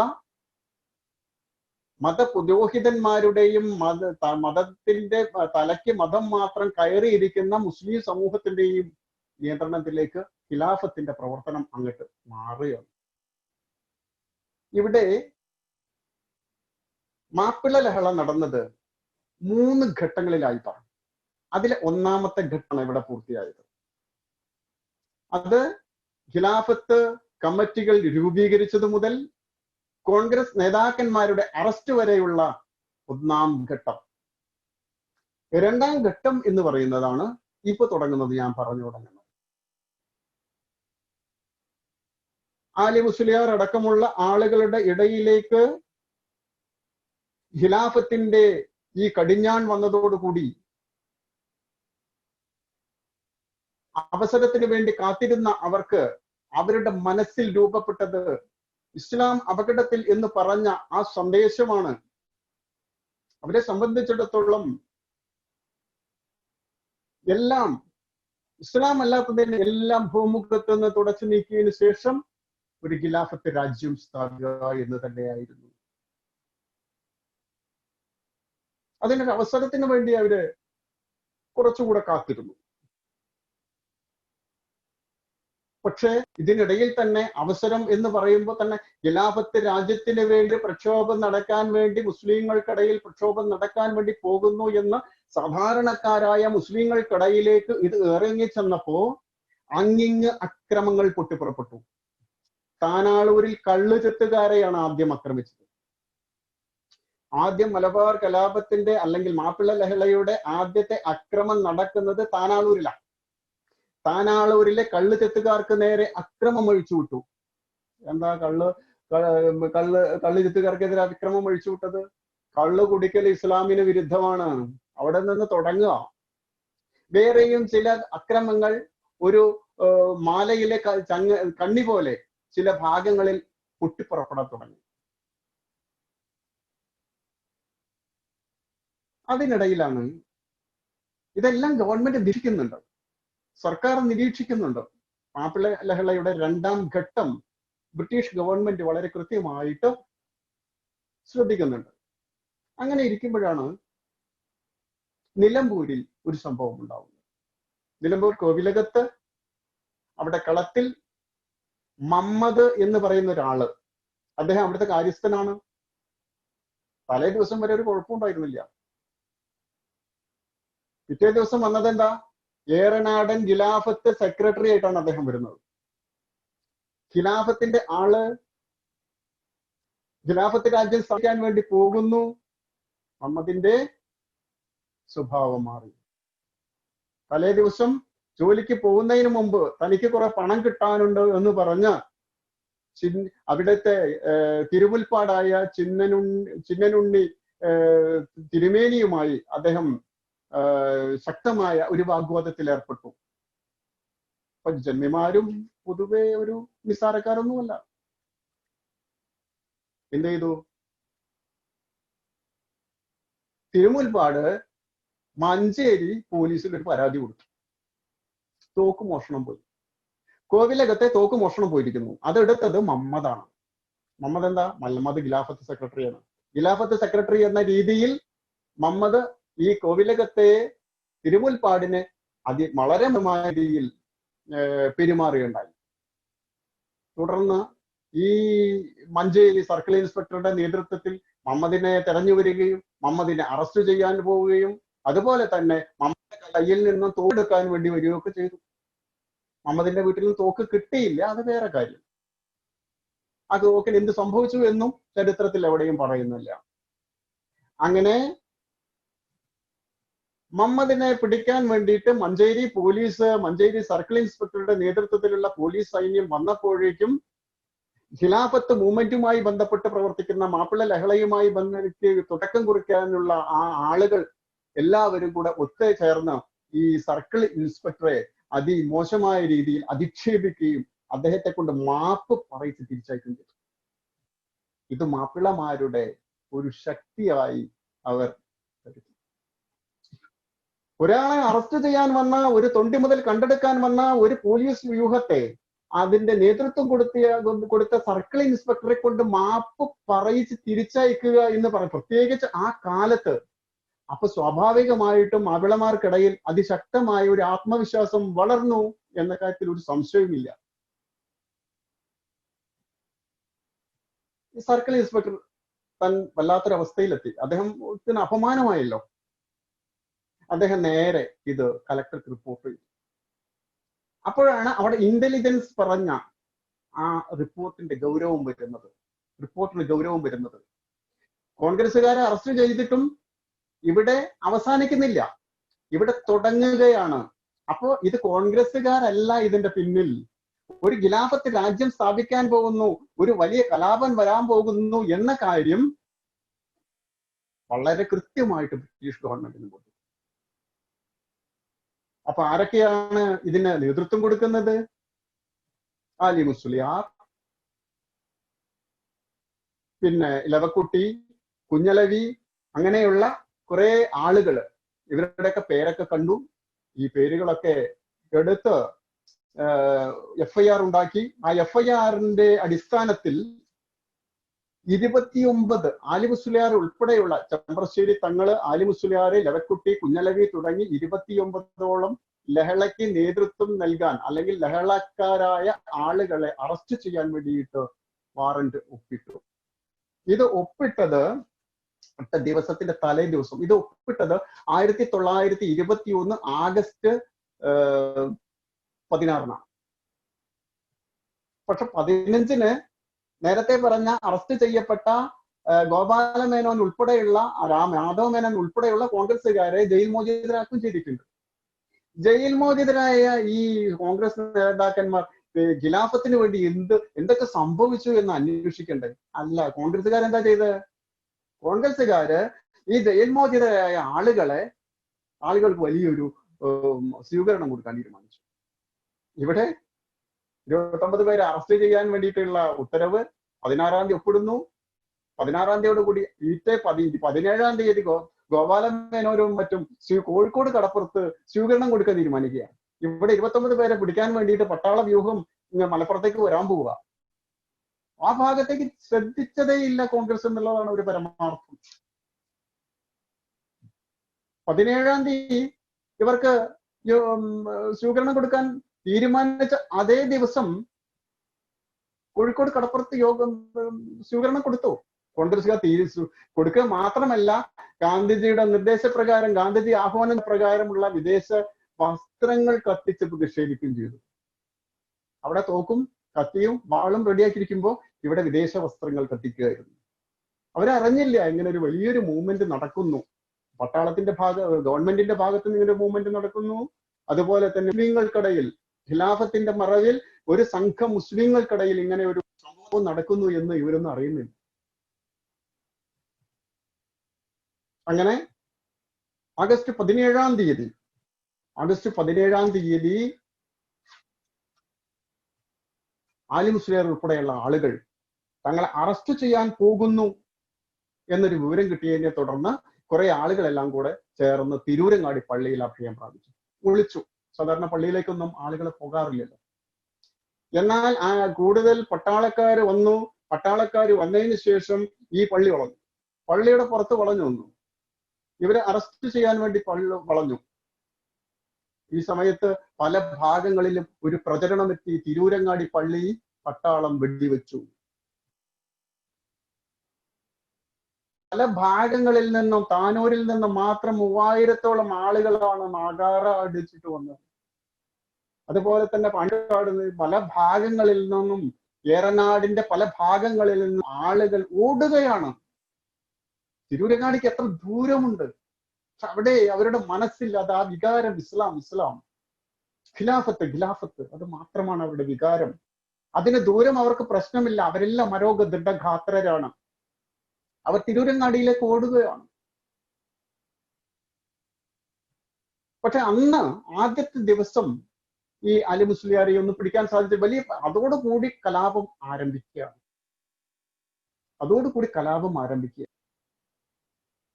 തിരൂരങ്ങാടി പള്ളി പട്ടാളം വെടിവെച്ച് എന്ന വ്യാജ പ്രചരണം വിശ്വസിച്ചതിലൂടെ വ്യാപകമായി കലാപം തുടങ്ങി. ഒരു ഖിലാഫത്ത് രാജ്യത്തിന് വേണ്ടി ഖിലാഫത്ത് പ്രക്ഷോഭം തുടങ്ങുകയാണ്.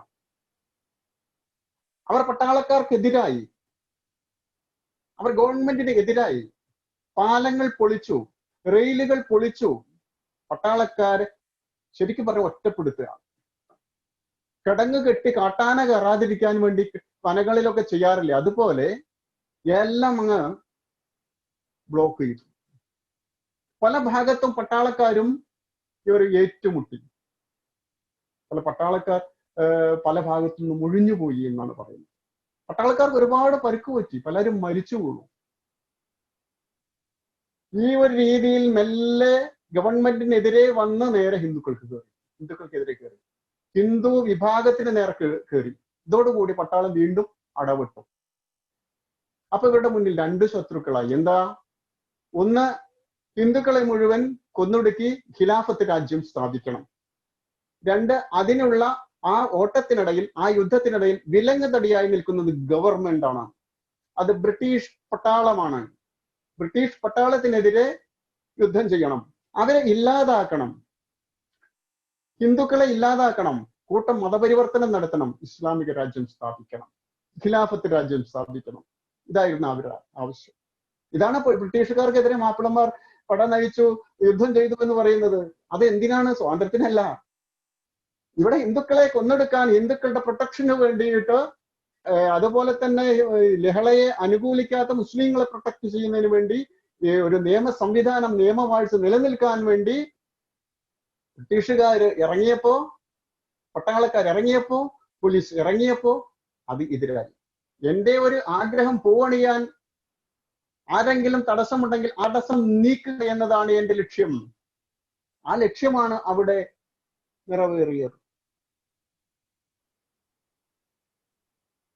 ആലി മുസ്ലിയാർ പറഞ്ഞു, പട്ടാളൊക്കെ പോയി, പട്ടാളക്കാരെല്ലാം ഇവിടെ വിട്ടുപോയിരിക്കുന്നു.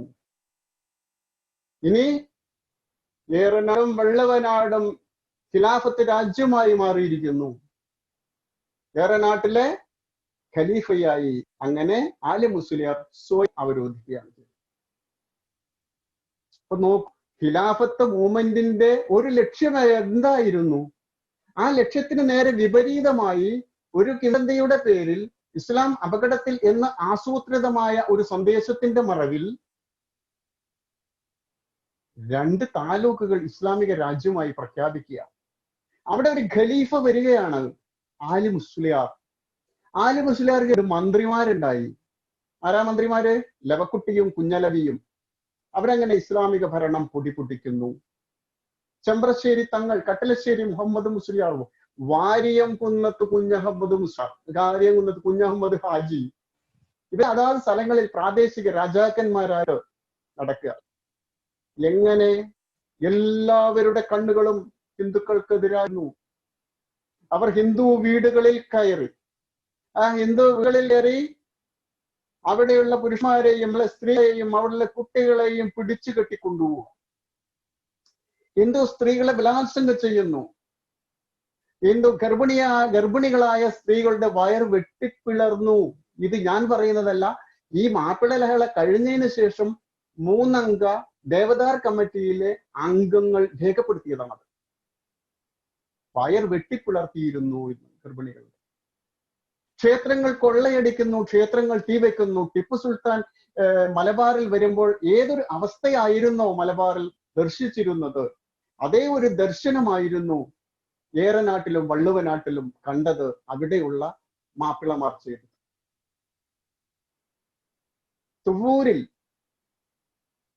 തുവൂർ കിണറ്റിൽ 36 പേരുടെ തല വെട്ടിയിട്ട് എങ്ങനെ ഏതാ? ഞാൻ നേരത്തെ പറഞ്ഞ പിടിച്ചുകൂടി കൊണ്ടുപോയി നിരത്തി നിർത്തും. അതിനു മുമ്പ് ഈ മാപ്പിള ലഹള ഒരു പ്രക്ഷുബ്ധമായ രീതിയിൽ മാപ്പിള ലഹള പ്രക്ഷുബ്ധമായതോട് കൂടിയിട്ട് പല ഹിന്ദുക്കളും അവരുടെ വീടെല്ലാം ഉപേക്ഷിച്ചു പോയി. കന്നുകാലികളൊക്കെ അവിടെ വിട്ട് പല ഭാഗത്തേക്കും ഓടിപ്പോയി. നേരത്തെ പറഞ്ഞു ടിപ്പുവിന്റെ പടയോട്ടക്കാലത്തുണ്ടായ അതേ സംഭവം. ആദ്യത്തെ ജിഹാദായിരുന്നു ടിപ്പുവിന്റെ പടയോട്ടം, ഇത് 2ാമത്തെ ജിഹാദായിരുന്നു. ആ സെയിം അവരെന്താണോ ചെയ്തത് ടിപ്പു അത് തന്നെയാണ് ഇവരും ചെയ്തത്. എല്ലാവരും ഓടിപ്പോയി.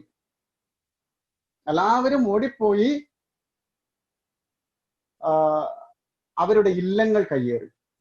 ആര്? ഈ മാപ്പിള ലഹളക്കാർ. എല്ലാവരും ഇട്ടൊഴിഞ്ഞു പോയതല്ലേ, അതിന്റെ ഉള്ളിൽ കയറി. അവിടെ എന്തൊക്കെ നടത്തി? അത് ക്യാമ്പുകളാക്കി മാറ്റി. അവിടെ കോടതികൾ ഉണ്ടാക്കി. ആ കോടതികളിൽ കുറ്റവും വിചാരണയും ശിക്ഷയും നടപ്പിലാക്കി. ഈ പാവപ്പെട്ട ആളുകൾ വളർത്തിയിരുന്ന മാടുകളെ കൊണ്ടുവന്ന് അറുത്ത് അവിടെ ഇരുന്ന് ഭക്ഷണം ഉണ്ടാക്കി കഴിച്ചു. മതം മാറാൻ വിസമ്മതിക്കുന്നവരെ കൊണ്ട് നിർബന്ധിച്ച് ഗോമാംസം തിറ്റിച്ചു. എത്ര ഇല്ലങ്ങൾ, പല ഇല്ലങ്ങളിലും അങ്ങനെ ചെയ്തു. പിടികൂടി പിൻകെട്ട് കെട്ടി എന്ന് അതിന് പറയാം. പിൻകെട്ട് കെട്ടിയിട്ട് കൊണ്ടുപോവുക, കൈ 2ഉം പുറകിലേക്ക് കൂട്ടിക്കെട്ടി നടത്തിച്ച് കൊണ്ടുപോവുക. കൊണ്ടുപോയിട്ട് ചോദിക്കുകയാണ്, ദീൻ വിശ്വസിക്കണോ ഇംഗ്ലണ്ടിൽ പോകണോ? ചില ആൾക്കാരൻ ചോദിക്കുക, ദീൻ വിശ്വസിക്കണോ ഇംഗ്ലണ്ടിൽ പോകണം? ദീൻ വിശ്വസിക്കണോ എന്ന് ചോദിച്ചാൽ മതം മാറുന്നു. ഇംഗ്ലണ്ടിൽ പോകണോ എന്ന് ചോദിച്ചാൽ സാധാരണ ആളുകൾ എന്ത് വിചാരിക്കും? ബ്രിട്ടീഷ് ഭരണമാണ്, ഇംഗ്ലണ്ടിലേക്ക് പോകാം. ഈ ഒരു കാട്ടാളന്മാരുടെ പിടിയിൽ നിന്നും രക്ഷപ്പെട്ടെങ്കിൽ എന്ന് മനസ്സിൽ വിചാരിച്ചിട്ട് അവര് പറയും ഇംഗ്ലണ്ടിൽ പോകാം. ഇംഗ്ലണ്ടിൽ പോകലെന്താ? കുളിപ്പിച്ചു കൊണ്ടുവരല. എന്താ കുളിപ്പിച്ചു കൊണ്ടുവരല്? വധിക്കല. അങ്ങനെ ഇംഗ്ലണ്ടിൽ പോകണം എന്ന് മറ്റേ ദീനിൽ വിശ്വസിക്കാം എന്ന് പറയുന്നവരെ കൺവെർട്ട് ചെയ്യും. മറ്റുള്ളവരെ പിടിച്ചു കൊണ്ടുപോയി പുഴയിൽ ഇറക്കി വിട്ടുകയായിരുന്നു. അങ്ങനെ വാക്കാലോർ പുഴയും ചാലിയാർ പുഴയും ഹിന്ദുവിന്റെ രക്തം കൊണ്ട് ചുവന്നു തുടുത്തു. തുവൂർ കിണർ നിറഞ്ഞു. തുവൂരിലേക്ക് 40ഓളം പേരെയാണ് കൊണ്ടുവന്നത്. 40ഓളം പേരെ പിടിച്ചു കെട്ടി കൊണ്ടുവന്ന് ദീൻ വിശ്വസിക്കില്ല, ഇംഗ്ലണ്ടിൽ പോകണം എന്ന് പറഞ്ഞതോട് കൂടിയിട്ട് തുവൂർ കിണറിലേക്ക് ആളുകളെ കൊണ്ടുവരാം. 40ഓളം പേര്. ഈ തുവൂർ കിണറിന്റെ പേര് പൊട്ടയങ്ങാട്ട് കിണർ എന്നാണ്. പൊട്ടയങ്ങാട്ട് കിണർ എന്നാണ് തുവൂർ കിണറിന്റെ പേര്. ആ പൊട്ടയങ്ങാട്ട് കിണറ്റിന്റെ അകത്ത് കൊണ്ടുവന്നു ചമ്പ്രശ്ശേരി തങ്ങളാണ് അതിന്റെ നേതൃത്വം കൊടുത്തതെന്നും അതല്ല വാര്യംകുന്നം കുഞ്ഞഹമ്മദ് ഹാജിയാണ് ഇത് ചെയ്തതെന്നും രണ്ട് അഭിപ്രായമുണ്ട്. ഏതായാലും 38ഓളം പേരെ അവിടെ വെച്ച് വെട്ടിക്കൊന്നിട്ടുണ്ട്. 40ഓളം പേര്, 38ഓളം പേര്. ബാക്കി 2 പേരെവിടെ? അവര് രക്ഷപ്പെട്ടു. പാഴ്ത്തലയിൽ നിന്നും തുവൂർ കിണറ്റിൽ നിന്നും രക്ഷപ്പെട്ട 2 പേരാണ് കിളിക്കുന്നമ്മൽ ചാമി. കിളിത്തുങ്ങൽ ചാമിയുടെ കഴുത്ത് വെട്ടാൻ നിൽക്കുമ്പോഴാണ് ഈ മുണ്ടനമ്മാടി മൊയ്തു ഓടി വന്ന് പറഞ്ഞത്, അത് ഞാൻ അറിയുന്ന ആളാണ്, വെട്ടണ്ട. മുണ്ടനമ്മാടി മൊയ്തുവിന്റെ നേതൃത്വത്തിലാണ് 38 ആളെ വെട്ടിക്കൊന്നത് എന്നുള്ളതാണ് മറ്റൊരു സത്യം. അങ്ങനെ മുണ്ടനമ്മാടി മൊയ്തു പറഞ്ഞു കൊല്ലരുത് എന്ന് പറഞ്ഞപ്പോ കിളിക്കുന്നമ്മൽ ചാമി ആ വധത്തിൽ നിന്നും രക്ഷപ്പെട്ടു. 2ാമത് കോഴിക്കോട്ടുകാരനായി താമുവാണ്. താമു പോലീസിൽ ജോലി ചെയ്തിരുന്ന ഒരാളാണ്. താമുവിന്റെ മകൻ പറയുന്നു, മകനെ ഞാൻ നേരിട്ട് കണ്ടിട്ടുണ്ട്, താമു മരിക്കുന്നത് വരെ പറയുമത്രേ, കഴുത്ത് ഈ കിണറിലേക്ക് കഴുത്തിങ്ങനെ വെച്ച് വെട്ടാൻ വേണ്ടി നിൽക്കുമ്പോഴാണ് ഒരാൾ ഓടി വന്ന് പറഞ്ഞു, അയ്യോ അത് ഞങ്ങളുടെ ഇന്റെ ഏടാണ് എന്ന്. Head constable. എന്നിട്ട് ആ മതത്തിൽ നിന്ന് മാറി. താമു ആ വീണ്ടും ഒരു ജീവിതം കിട്ടിയ കാര്യം അദ്ദേഹം മരിക്കുവോളം പറഞ്ഞിരുന്നു എന്ന് ഈ താമുവിന്റെ മകൻ എന്നോട് പറയുകയുണ്ടായിട്ടുണ്ട്. കെ മാധവൻ നായർ ഈ കിണർ സന്ദർശിച്ചു. ആ കിണറ്റിൽ പങ്കിലമായ രക്തം നിറഞ്ഞ ആ കിണറ്റിൽ നിന്നും പാതിജീവനായ ആളുകളുടെ ഞരക്കം കേട്ടിരുന്നു എന്ന് മാധവൻ നായർ എഴുതിയത് നമ്മൾ വായിക്കുമ്പോൾ നമ്മുടെ കണ്ണുകളിൽ നിന്നും അറിയാതെ കണ്ണുനീർ ഒഴുകാതിരിക്കില്ല. അത്രയ്ക്ക് ക്രൂരമായിരുന്നു. പൂവത്തിങ്കൽ ശങ്കരൻ എന്നൊരാളാണ് ആ സ്ഥലത്തെ അംശം അധികാരി. പൂവത്തിൽ ശങ്കരൻ കോഴിക്കോട് സാമൂതിരി രാജാവിന് ഒരു വലിയ നിവേദനം സമർപ്പിച്ചിരുന്നു. ആ നിവേദനത്തിൽ അന്നത്തെ ആ സംഭവത്തെ പറ്റി 2 എമ്പ്രാന്തിരിമാരെ വെട്ടിക്കൊന്നതും അടക്കമുള്ള നെഞ്ചകം പിളരുന്ന അനുഭവം ആ അംശം അധികാരി, വില്ലേജ് ഓഫീസർ സാമൂതിരിക്ക് കൊടുത്തിട്ടുണ്ട്. അദ്ദേഹം പറഞ്ഞതുപോലെ 38 പേരെ വെട്ടിക്കൊന്നു, അതിൽ 2 പേര് എമ്പ്രാന്തിരിമാരാണ് എന്ന് പറഞ്ഞു. അതിൽ ഒരാൾ മുസ്ലിമും ഉണ്ടായിരുന്നു എന്നാണ് അറിയുന്നത്. എന്തുകൊണ്ട് മുസ്ലിം വന്നു ഞാൻ ആ ഭാഗത്തേക്ക് കടക്കാം. ഇനി മറ്റൊരു കിണർ 98 പേരുടെ, എനിക്ക് തോന്നുന്നു മാപ്പിള ലഹളയുടെ ചരിത്രത്തിൽ നമുക്ക് തുവൂർ കിണർ മാത്രമേ പറയാനുണ്ടായിരുന്നുള്ളൂ. പക്ഷെ തുവൂർ കിണർ മാത്രമല്ല, താമരശ്ശേരിക്കടുത്തുള്ള നാഗാളികാവ് കിണറ്റിൽ 98 പേരുടെ തലയാണ് വെട്ടിയിട്ടത്. 100ഓളം പേരെ വെട്ടിയിട്ടു എന്ന് പറഞ്ഞു. ഒരാളുടെ അറിയില്ല. 98 പേരെ വെട്ടിയിട്ടു, എന്നാൽ 100ഓളം പേരുടെ തല വെട്ടിയിരുന്നു. ഒരാൾ രക്ഷപ്പെട്ട സംഭവം എനിക്കറിയാം. ഒരാൾ മാത്രമാണ് കഴുത്തിൽ നിന്നും വെട്ടേറ്റ് അദ്ദേഹം ഒരുവിധം കിണറ്റിൽ നിന്നും ഇറങ്ങി മറ്റൊരു പുഴയിലേക്ക് ചാടി അവിടെ നിന്നും ഈ രക്തം വാർന്നൊഴുകി അവശനായി അടുത്തുള്ള പോലീസ് സ്റ്റേഷനിൽ പോയി പറഞ്ഞതിന് ശേഷമാണ് നാഗാളികാവിലെ ആ അക്രമകാരികളായ ആളുകളെ പോലീസ് സമർച്ച ചെയ്തത്. നാഗാളികാവ് കിണറ്റിന്റെ സമീപത്ത് പുറങ്കൽ പുതുമന എന്നൊരു മനയുണ്ട്. ആ മന കയ്യേറിയിട്ട് അവിടെയായിരുന്നു കോടതി. അവിടെ വെച്ചാണ് ദീൻ വിശ്വസിക്കണോ ഇംഗ്ലണ്ടിൽ പോകണോ എന്ന് ചോദിച്ചിരുന്നത്. ഇംഗ്ലണ്ടിൽ പോകണമെന്ന് പറയുന്ന ആൾക്കാരെ മുഴുവൻ അവിടുന്ന് ഏതാണ്ട് 50-60 മീറ്റർ അപ്പുറമുള്ള നാഗാളികാവ് കിണറ്റിൽ കൊണ്ടുപോയി കിണറ്റിൽ തല വെട്ടിയിടുകയായിരുന്നു. അന്ന് രക്ഷപ്പെട്ട ഒരു ആളാണ് കേളപ്പൻ. കേളപ്പൻ മാത്രമേ രക്ഷപ്പെട്ടിട്ടുള്ളൂ, ബാക്കി എല്ലാവരും മരിച്ചുപോയി. അതിന് പുറമെ അതിന്റെ തൊട്ട് ഇപ്പുറത്ത് തന്നെ പുറങ്കൽ പുതുമനയുടെ കിഴക്ക് ഭാഗത്ത് അവിടെ ഒരു ചോക്കൂർ ശ്രീരാമ ക്ഷേത്രമുണ്ട്. ടിപ്പുവിന്റെ പടയോട്ടക്കാലത്ത് തകർക്കപ്പെട്ട ശേഷം അത് കാടുമൂടി കിടക്കുകയായിരുന്നു. അവിടെ ഒരു തീർത്ഥക്കിണറുണ്ട്. ആ തീർത്ഥക്കിണറിലും ഇതുപോലെ കഴുത്ത് വെട്ടിയിട്ടു, ആളുകളുടെ കഴുത്ത് വെട്ടിയിട്ടിട്ടുണ്ട് എന്ന ഒരു ആളുകൾ പഴമക്കാർ പറഞ്ഞ ഒരു കഥ എല്ലാവരും കേട്ടിട്ടുണ്ട്. വളരെ സമീപകാലത്ത്, ഏതാണ്ട് എനിക്ക് തോന്നുന്നു ഒരു 10 വർഷം മുമ്പായിരിക്കാം, ഞാൻ അവിടെ പോയിട്ടുണ്ട്. തകർക്കപ്പെട്ട ക്ഷേത്രങ്ങൾ എന്ന പുസ്തക പരമ്പരയിൽ ഞാൻ ആ കാര്യം പറഞ്ഞിട്ടുണ്ട്. ഇത് അവിടെയുള്ള കിണർ വൃത്തിയാക്കിക്കൊണ്ടിരിക്കുന്ന സമയത്ത് 5 തലയോട്ടികൾ കിട്ടി. 5 തലയോട്ടികൾ എണ്ണിയ സുബ്രഹ്മണ്യൻ നമ്പൂതിരിയുടെ ഫോട്ടോയും നമ്മുടെ കയ്യിലുണ്ട്. അദ്ദേഹം ഇത് എണ്ണി 5 തലകൾ. അവിടെയുള്ള ആളുകൾ എല്ലാവരും കണ്ടിട്ടുണ്ട്, പലരും പടം എടുത്തിട്ടുണ്ട് എന്നാണ് എനിക്ക് കിട്ടുന്ന വിവരം. ഞാൻ കിട്ടാൻ വേണ്ടി ശ്രമിക്കുന്നത്. ഗവൺമെന്റിന് അറിയാമെന്ന് പറഞ്ഞു, പക്ഷെ അതെല്ലാം രഹസ്യമാക്കിയിരുന്നു എന്നും അറിയുന്നു. ഈ 5 പേര് വെട്ടിക്കൊന്ന് അവരുടെ തലയാണ് ഇത് ആണ് അവിടെയുള്ള ആളുകൾ വിശ്വസിക്കുന്നത്. ആ പല ഭാഗത്തും വ്യാപകമായ അക്രമം, സ്ത്രീകളെ തട്ടിക്കൊണ്ടുപോകും. നിരവധി ഹിന്ദു സ്ത്രീകളെ തട്ടിക്കൊണ്ടുപോയി. അങ്ങനെ തട്ടിക്കൊണ്ടുപോയി അടിമകളാക്കി വെച്ചു. അങ്ങനെ അടിമകളാക്കി വെച്ച ഒരാളാണ് ഊലിക്കുട്ടി.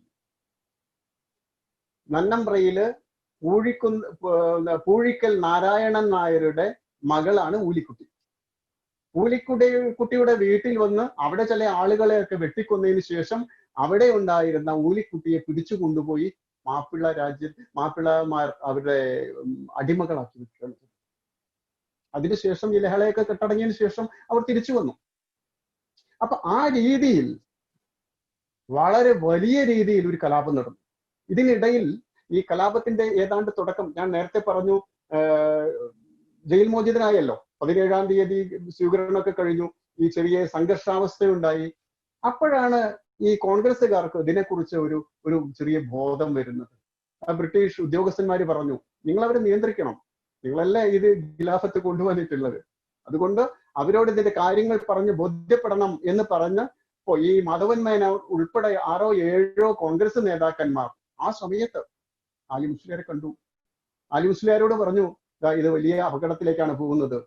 ഖിലാഫത്ത് മൂവ്മെന്റ് എന്ന് പറഞ്ഞാൽ ഈ നിങ്ങളുടെ അക്രമമല്ല, ഇത് നിസ്സഹകരണ സമരമാണ് എന്ന് നമ്മൾ ആദ്യം തന്നെ പറഞ്ഞിട്ടുള്ളതാ.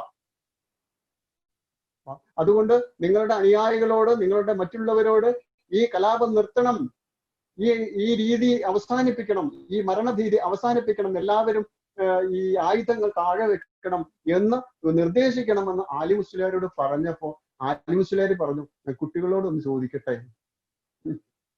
എന്താ സ്ഥിതി? ആലി മുസ്ലിയാരുടെ കയ്യിൽ നിന്നൊക്കെ പിടുത്തം വിട്ടിരിക്കുന്നു. കുട്ടികളോടൊന്ന് ചോദിക്കട്ടെ എന്ന് പറഞ്ഞതും എന്താണ് ഉണ്ടായത്? കോൺഗ്രസ്സുകാരൊക്കെ മാളത്തിൽ ഒളിച്ചു. അവര് പിന്നെ തിരിഞ്ഞു നോക്കിയിട്ടില്ല. കോൺഗ്രസ് കമ്മിറ്റി മലബാറിൽ 2 താലൂക്കുകളിൽ നടന്ന ഖിലാഫത്ത് എന്ന പേരിൽ നടക്കുന്ന മാപ്പിള ലഹളയെ തള്ളിപ്പറഞ്ഞു. സെൻട്രൽ ഖിലാഫത്ത് കമ്മിറ്റി മാപ്പിള ലഹളയെ തള്ളിപ്പറഞ്ഞു. ഇത് ദീനുൽ ഇസ്ലാമിന് വിരുദ്ധമാണെന്ന് പൊന്നാനിയിൽ ചേർന്ന മതപുരോഹിതന്മാരുടെ യോഗം തീരുമാനിച്ച് അവര് അത് വലിയ പ്രസ്താവനയ്ക്ക് 1000-ഓളം പേർ പങ്കെടുത്ത ഒരു പ്രസ്താവന ഇറക്കുകയുണ്ടായി. ഇത് ബ്രിട്ടീഷുകാർക്ക് അനുകൂലമായിരുന്നു. ഇത് കുറച്ച് ആളുകൾ മാത്രമേ ചെയ്യുന്നുള്ളൂ. ബാക്കിയുള്ളവരൊക്കെ ഈ ഖിലാഫത്തിനെതിരാണ്, ഹിന്ദു വംശഹത്യക്കെതിരാണ്. നഗ്നമായ ഭീകര പ്രവർത്തനം, കൊള്ള, കൊല ഇതെല്ലാമായിരുന്നു. ഇതിന് മുസ്ലിങ്ങൾ ഭൂരിഭാഗം ആളുകളും സഹകരിച്ചിട്ടില്ല, കോൺഗ്രസ് സഹകരിച്ചിട്ടില്ല. ഇപ്പൊ എന്തായി? ബ്രിട്ടീഷുകാർക്ക് സുഖമായി. ഇതൊരു കണക്കിങ്ങനെയാണ്. ഏറനാട്, വള്ളുവനാട് താലൂക്കുകളിലും പാലക്കാടിന്റെയും കോഴിക്കോടിന്റെയും പാർശ്വഭാഗങ്ങളിലുമായിട്ടുള്ള പ്രദേശങ്ങളിൽ മാത്രമാണ് ലഹള നടന്നത്.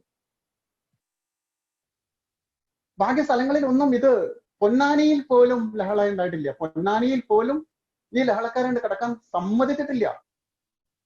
കേളപ്പജി ഉൾപ്പെടെയുള്ള ആളുകൾ തടഞ്ഞു നിർത്തി ബിരിയാണി കൊടുത്ത് തിരിച്ചയക്കുകയാണ് ചെയ്തത്. ആ ബിരിയാണി കിട്ടാൻ വേണ്ടിയിട്ടാണ്, കൊള്ളയടിക്കാൻ വേണ്ടിയിട്ടാണ്. ഇക്കാലത്ത് മഞ്ചേരി ഭാഗത്ത് ഈ മാപ്പിള ലഹളയെ കുറിച്ച് പറയുമ്പോൾ പറയും അത് കൊള്ളയല്ലായിരുന്നോ എന്ന്. ഇത് മുഴുവൻ കൊള്ളക്കാരായിരുന്നു. ഇത് ഞാനല്ല പറഞ്ഞത്, കൊരമ്പയിലെ അഹമ്മദ് ഹാജിയ. കൊല്ലങ്ങൾക്ക് മുമ്പ് അദ്ദേഹം ഒരു വിദേശ ടെലിവിഷൻ, വിദേശ റേഡിയോക്ക് ഒരു അഭിമുഖം കൊടുത്തു. ആ അഭിമുഖത്തിൽ പറഞ്ഞു, മാപ്പിള ലഹള കൊള്ളയായിരുന്നു, മാപ്പിള ലഹളയിൽ പങ്കെടുത്തത് മുഴുവൻ കൊള്ളക്കാരായിരുന്നു, കൊലയാളികളായിരുന്നു, അവർ ഇസ്ലാമിന് വേണ്ടി ചെയ്യുന്നതായിരുന്നില്ല എന്ന രീതിയിൽ പറഞ്ഞു. അത് വലിയ വിവാദമായിരുന്നു. ആ കാലത്ത് വലിയ വിവാദമായിരുന്നു. കൊരമ്പയിൽ അഹമ്മദ് ഹാജി പറഞ്ഞു. അത് എല്ലാവരും തള്ളി. അപ്പൊ ഇതിന്റെ കണക്ക് പറയുന്നത് ഈ 4 താലൂക്കുകളില് ഈ കലാപകാലത്ത് ഉണ്ടായിരുന്നൊരു മുസ്ലിങ്ങളുടെ എണ്ണം 6,88,731 മാപ്പിളമാരാണ് ഏറനാട്, വള്ളുവനാട് താലൂക്കുകളിലും പാലക്കാടിന്റെയും കോഴിക്കോടിന്റെയും പാർശ്വഭാഗങ്ങളിൽ ഈ കലാപം നടന്ന സ്ഥലത്തുമായിട്ടുണ്ടായിരുന്നത്. 6,88,731 മാപ്പിളമാര്. ഇതില് ഈ പ്രായപൂർത്തിയെത്തിയ പുരുഷന്മാർ ഇതില് 4,72,183. ഇതിൽ നിന്നും ഈ ലഹളയിൽ കീഴടങ്ങിയവര്, കൊല്ലപ്പെട്ടവര്, അറസ്റ്റ് ചെയ്യപ്പെട്ടവര്, ഇവരെല്ലാവരും കൂടെ കണക്കുമ്പോൾ 50,000-ന്റെ ചോട മാത്രമേ ഉള്ളൂ. അപ്പൊ 6,88,731 മാപ്പിളമാരിൽ 50,000-ഓളം വരുന്ന ആളുകൾ മാത്രമാണ് ഈ ഹിന്ദു വംശഹത്യ നടത്തിയത്. ഈ മാപ്പിള സ്ഥാപിച്ചത് വളരെ ന്യൂനപക്ഷം. ഇപ്പൊ IS ചെയ്യുന്നത് പോലെ തന്നെ. IS-നെ ആരും പിന്തുണയ്ക്കുന്നില്ലല്ലോ, മുസ്ലിങ്ങൾ ആരും പിന്തുണയ്ക്കുന്നില്ല. എന്നാൽ ഒരു ന്യൂനപക്ഷം അതിലുണ്ട്. അതുപോലെ തന്നെ ആ 6,88,731 മാപ്പിളമാരിൽ 50,000-ൽ ചാവട മാത്രമാണ് ഈ ലഹളയിൽ പങ്കെടുത്തിട്ടുള്ളത്. എന്നാൽ അവരും മുഴുവൻ പങ്കെടുത്തുവോ ഇന്ന് സംശയമുണ്ട്. അതെങ്ങനെ? രണ്ടാം ഘട്ടം ഞാൻ നേരത്തെ പറഞ്ഞതുപോലെ ഹിന്ദു വംശഹത്യയിലേക്ക് കടന്നതോട് കൂടിയിട്ട്, ബ്രിട്ടീഷ് ഗവൺമെന്റിനും മറ്റും എതിരായി വന്നതോട് കൂടിയിട്ട് കൂടുതൽ പട്ടാളം ഇറങ്ങി നിയമവാഴ്ച പുനഃസ്ഥാപിക്കാൻ ഗവൺമെന്റ് തീരുമാനിച്ചു, ബ്രിട്ടീഷ് ഗവൺമെന്റ് തീരുമാനിച്ചു. അതാണല്ലോ അതിന്റെ ശരി. ഒരു കലാപം നടക്കുമ്പോ സർക്കാർ നോക്കിയിരിക്കില്ലല്ലോ. പ്രത്യേകിച്ച് ഇതിന്റെ തുടക്കത്തിലൊക്കെ മുസ്ലിങ്ങളോട് യാതൊരു തരത്തിലും ബ്രിട്ടീഷുകാർക്ക് എതിരുണ്ടായിരുന്നില്ല. അവരുടെ സഹായം ബ്രിട്ടീഷുകാർ ആഗ്രഹിച്ചു എന്ന് ഞാൻ പറഞ്ഞല്ലോ. പിന്നെ ഈ ഗവൺമെന്റിനെ പ്രകോപിപ്പിച്ചതാണല്ലോ. അത് മുസ്ലിങ്ങൾ മുഴുവനില്ലല്ലോ. ഞാൻ പറഞ്ഞല്ലോ, ഈ 2 താലൂക്കുകൾ മാത്രമുള്ള ആളുകളാണുള്ളത്. ഈ ഹിന്ദു വംശഹത്യയുടെ ഭാഗമാണ് ഈ മാപ്പിളയുടെ രണ്ടാം ഘട്ടം. ഈ രണ്ടാം ഘട്ടത്തിലേക്ക് വന്നതും എങ്ങനെയാണ്? ഒരു വീട്ടിലേക്ക് ഓടി വന്ന് അവിടെ വീട് കത്തി നശിപ്പിക്കുക, അവിടെയുള്ള കന്നുകാലികളെ കട്ടുകൊണ്ടുപോവുക, കുട്ടികളെ വലിച്ചെറിയുക, വീട് കത്തിക്കുക, ഇതൊക്കെ ചെയ്യുമ്പോൾ അവിടെയുള്ള ആളുകൾ ഓടുക. യാതൊരു രക്ഷയുമില്ല, ഒരാളും രക്ഷിക്കാനില്ല. ഹിന്ദു സംഘടിതനായിരുന്നില്ല. അക്രമത്തിന്റെ ഈ തകീർ മുഴക്കിക്കൊണ്ട്, തകീർ കേൾക്കുമ്പോൾ തന്നെ എനിക്ക് അറിയാം. ഞാൻ മാപ്പിള ലഹള സത്യവും മിഥ്യയും എന്ന പുസ്തകം എഴുതിയപ്പോൾ അതിലൊരു അനുഭവം ഉണ്ട്. ചില അനുഭവങ്ങൾ ഞാൻ വായിക്കാം. ഒരു സ്ത്രീ, 21 വയസ്സുള്ള ഒരു സ്ത്രീ ഈ മാപ്പിള ലഹളക്കാലത്ത് ഒരു പൊട്ടക്കിണറ്റിൽ വീണു. 3 ദിവസമാണ് അങ്ങനെ കിടന്നു പൊട്ടക്കുളത്തില്. അങ്ങനെ പേടിച്ചരണ്ട് ഭക്ഷണം പോലും ഇല്ലാതെ പൊട്ടക്കുളത്തിൽ കിടക്കുന്ന സമയത്ത് ഈ ലഹളക്കാരെ അവർ കാണുക. ജീവൻ കയ്യിൽ പിടിച്ചുകൊണ്ട് ജീവിച്ച ഹിന്ദുക്കൾ അവർ എവിടെ നിന്നും പലായനം ചെയ്തു. ധാരാളം പേര് എങ്ങനെ ദൂരെ ദിക്കിലേക്ക്, തൃശ്ശൂരിലൊക്കെ പല ആളുകൾ പല അനുഭവങ്ങൾ, ഒരുപാട് അനുഭവങ്ങൾ ഞാൻ ഏർപ്പെടുത്തിയിട്ടുണ്ട്. അതൊന്നും നമ്മുടെ മുഴുവനായിട്ട് വായിക്കാനൊന്നും പറ്റില്ല. ചില അനുഭവങ്ങൾ മാത്രമാണ് ഇതിന്റെ ഭാഗമായിട്ട് ഞാൻ വായിക്കാൻ വേണ്ടി പോകുന്നത്. അപ്പൊ ധാരാളം ആളുകള് അഭയം കൊടുത്തത് തൃശ്ശൂർ തുടങ്ങിയ ജില്ലകളിലേക്ക്, തിരുവിതാംകൂറിലേക്ക് പലായനം ചെയ്തിട്ടുണ്ട്, കൊച്ചിയിലേക്ക് പലായനം ചെയ്തിട്ടുണ്ട്.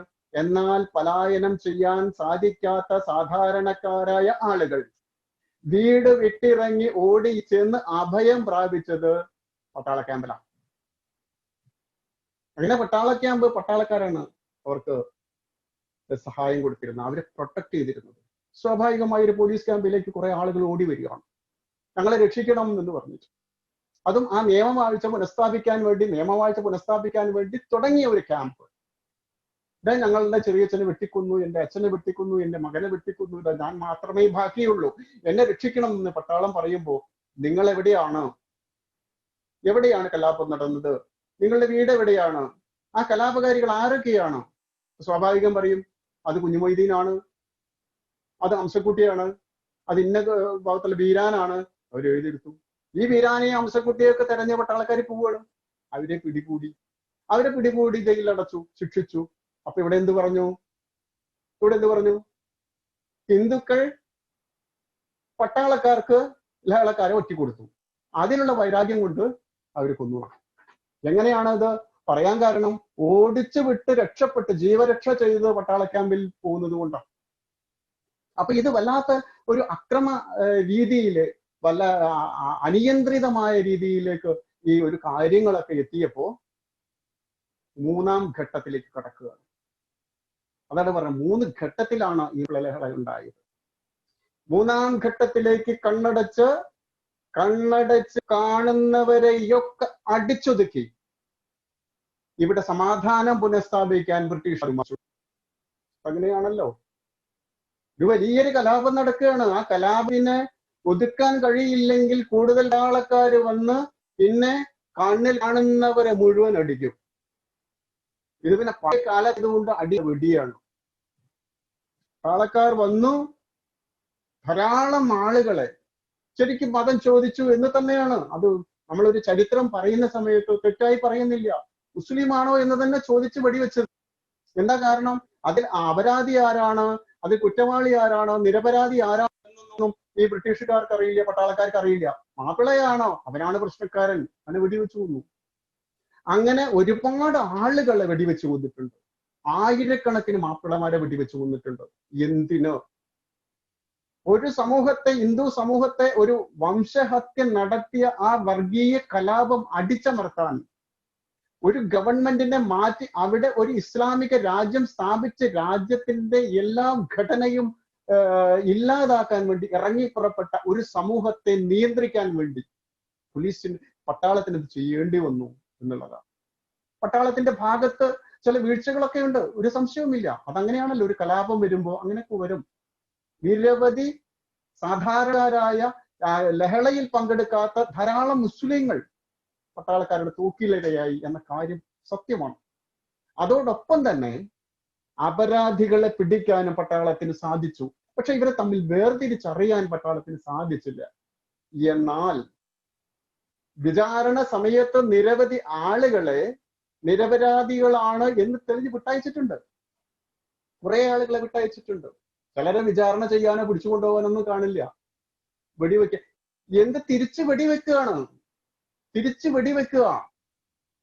കിടങ്ങുകൾ, തോടുകളൊക്കെ കിടങ്ങുകളായിട്ട് യഥാർത്ഥത്തിൽ ഒരു യുദ്ധ സന്നാഹത്തിൽ, ഞാൻ നേരത്തെ പറഞ്ഞല്ലോ, പട്ടാളത്തിൽ നിന്ന് വിരമിച്ച ആളുകളാണ്. അതേ രീതിയിൽ പട്ടാളച്ചിട്ട പഠിച്ചവരാണ് ബ്രിട്ടീഷുകാര്. അവരെ വെടിവെക്കുക. ഇപ്പൊ സാധാരണ രീതിയിൽ ഇവരെ കണ്ടാൽ ഷൂട്ട് ചെയ്യും. അതാണ് അവിടെ സംഭവിച്ചത്.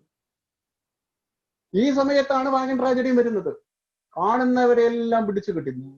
മൂന്നാമത്തെ ഘട്ടം എന്ന് പറഞ്ഞാൽ അത് ഹിന്ദുക്കൾ അനുഭവിച്ച ആ ദുരിതത്തിന്റെ തുല്യ പ്രാധാന്യത്തോടുകൂടി, തുല്യ അളവിൽ തന്നെ കലാപകാരികളായി മുസ്ലിങ്ങൾ അനുഭവിച്ചിട്ടുണ്ട്. ഒരു തുള്ളി ദാഹജലം കൊടുക്കാതെ കയ്യും കാലം പൂട്ടിയിട്ട് കുതിരവണ്ടിയുടെ പിന്നിൽ കെട്ടി വലിച്ച്, ഇപ്പൊ കോട്ടക്കൽ നിന്നൊക്കെ തിരൂർ വരെ അരമണിക്കൂർ ആ ബസ്സിന് യാത്ര, അവിടെ വരെ. അപ്പൊ എത്ര ദൂരമുണ്ടെന്ന് നമുക്ക് മനസ്സിലാക്കാം. തിരൂർ റെയിൽവേ സ്റ്റേഷൻ വരെ ഓടിക്കുകയാണ്. സിഗരറ്റിന്റെ ടിന്നിലാണ് ഒരു വറ്റ് ചോറ് കൊടുത്തിരുന്നത്. വെള്ളം നായക്കാട്ടം കലക്കിയ വെള്ളമാണ് കൊടുത്തിരുന്നത്. അത്രയും ക്രൂരമായ രീതിയിൽ മാപ്പിളമാരെ അന്നത്തെ ബ്രിട്ടീഷ് പട്ടാളം ഉപദ്രവിച്ചിട്ടുണ്ട്. ഉപദ്രവിക്കാൻ കാരണം അവരുടെ പട്ടാളക്കാരെ നന്നായിട്ട് വെടിവെച്ച് കൊന്നിട്ടുണ്ട്. സാധാരണ അങ്ങനെയാണ്. ഒരു പോലീസുകാരനെ ആരെങ്കിലും തല്ലിയ കൂട്ടമായി പോലീസുകാർ വന്ന് അവന്റെ എല്ലാ അസ്ഥികളും ഒരു പരുവത്തിലാക്കും. അപ്പൊ ആ രീതിയിൽ പിടികൂടിയ എല്ലാ ദിവസവും വാഗൺ പോവും, ഒരു വണ്ടി പോവും ഈ കോയമ്പത്തൂരിലേക്ക്, പോത്തന്നൂരിലേക്ക്. അവിടെ വെള്ളാരി ജയിലിലേക്ക് അയക്കാനും അവിടെ വിചാരണ നടത്താനും ഒക്കെ വേണ്ടിയിട്ടാണ് കൊണ്ടുപോവുക. അങ്ങനെയാണ് ഒരു വാഗണിൽ കുറെ ആളുകളെ, 100ഓളം ആളുകളെ തള്ളിക്കയറ്റി അതിലെ ശ്വാസം കിട്ടാത്ത ഒരു അവസരത്തിൽ പോത്തന്നൂർ വരെ എത്തിയപ്പോഴേക്ക് കുറെ ആളുകൾ പിടഞ്ഞു മരിച്ചു. അതിൽ നിരപരാധികൾ ഉണ്ടായിരുന്നു. അത് മുഴുവൻ കലാപകാരികളായിരുന്നില്ല, അതിൽ നിരപരാധികൾ ഉണ്ടായിരുന്നു. ആ നിരപരാധികൾ ഉണ്ടാവാനുള്ള ഒരു കാരണം പറഞ്ഞല്ലോ. ആരാണ് ഇതിലെ അപരാധികളൊന്നും അറിയില്ലായിരുന്നു. ശ്വാസം മുട്ടിപ്പിടന്നു, മരിച്ചു. പോത്തന്നൂരിൽ നിന്നും ആ വണ്ടി തിരികെ വന്നു. എന്നിട്ടോ അതിലെ 2 ഹിന്ദുക്കളും ഉണ്ടായിരുന്നു. അത് ആ ഭാഗത്തേക്ക് ഞാൻ എത്താം. ഇവിടെ കൊണ്ടുവന്ന് ചീഞ്ഞ നാറിയ ജഡങ്ങളെല്ലാം പെറുക്കി 2 പള്ളിയിൽ, കോട്ട് ജുമാ മസ്ജിദിലും കോരങ്ങത്ത് ജുമാ മസ്ജിദ് ഖബർസ്ഥാനിലും അടക്കം ചെയ്തു. അതിൽ 4 ഹിന്ദുക്കൾ ആയിരുന്നു എന്ന് പറഞ്ഞു. അവരെ സ്വീകരിക്കാൻ ആരും ഉണ്ടായില്ല. അവരെ ഒരു കല്ലുവെട്ടുകുഴിയിൽ സംസ്കരിച്ചു. അങ്ങനത്തെ സംഭവങ്ങളൊക്കെ ഈ ചരിത്രത്തിൽ രേഖപ്പെടുത്തിയിട്ടുണ്ട്. അങ്ങനെ 3 മാസം മൂന്നാമത്തെ ഘട്ടത്തിൽ ഈ മാപ്പിള ലഹള പിടിച്ചൊതുക്കുകയായിരുന്നു. 3 മാസം ഇസ്ലാമിക ഭരണത്തിന് കീഴിൽ ഒരു ഹിന്ദു സമൂഹത്തെ ഹിന്ദു വംശഹത്യ നടത്തി ഹിന്ദുക്കളെ മരണഭീതിയിൽ വരുത്തിയ ഒരു മാപ്പിള ഭരണത്തിന് 3 മാസത്തെ ബ്രിട്ടീഷുകാർ അടിച്ചൊതുക്കുകയാണ് ചെയ്തത്. അടിച്ചൊതുക്കി കഴിഞ്ഞു. സെപ്റ്റംബർ ഒക്ടോബർ മാസത്തോടു കൂടി ആ ലഹള കെട്ടടങ്ങി. ഇനിയാണ് മറ്റുള്ള കാര്യങ്ങൾ. ഈ സംഭവം നടക്കുമ്പോൾ മറ്റൊരു വസ്തുത കൂടി നമ്മൾ അറിയണം. ഇന്ത്യയിൽ വേറെ എവിടെയും ഈ രീതിയിൽ ഇത്രയും വർഗീയമായ രീതിയിൽ ഉണ്ടായിരുന്നില്ല. എല്ലാ ദേശീയ പത്രങ്ങളുടെ പ്രതിനിധികളും ഈ വികസനം കടന്നു ചെല്ലാത്ത ഈ മലബാറിലേക്ക്, കേരളത്തിലേക്ക് വന്നു, മലപ്പുറത്തേക്ക് വന്നു എന്നുള്ളതാണ്.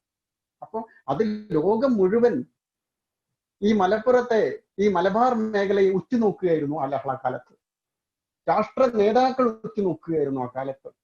ഹിന്ദുവിന്റെ കരച്ചിൽ അങ്ങ് 4 ഭാഗത്തും അലയടിച്ചിരുന്നു എന്ന് വേണം പറയാൻ. അങ്ങനെ ചില രാഷ്ട്ര നേതാക്കന്മാരുടെ പ്രസ്താവനകൾ ഉണ്ടായി.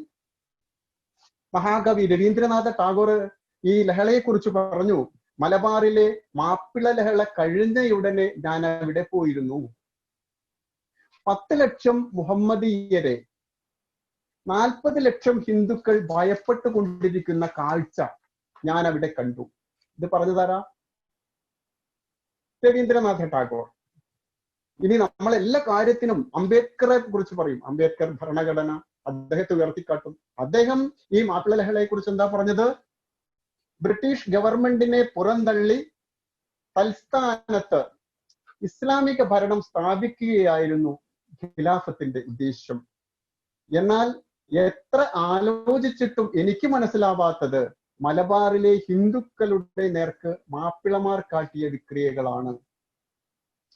കൊലകൾ, ബലം പ്രയോഗിച്ച മതപരിവർത്തനം, ക്ഷേത്ര ധ്വംസനങ്ങൾ, ഗർഭിണികളായ സ്ത്രീകളെ വെട്ടിപ്പിളർക്കുക എന്ന് വേണ്ട മൃഗീയവും അനിയന്ത്രിതവുമായ കാട്ടാളത്തിന്റെ എല്ലാ ദുഷ്പ്രവർത്തികളും ഹിന്ദുക്കളുടെ മേൽ മാപ്പിളമാർ നടത്തി.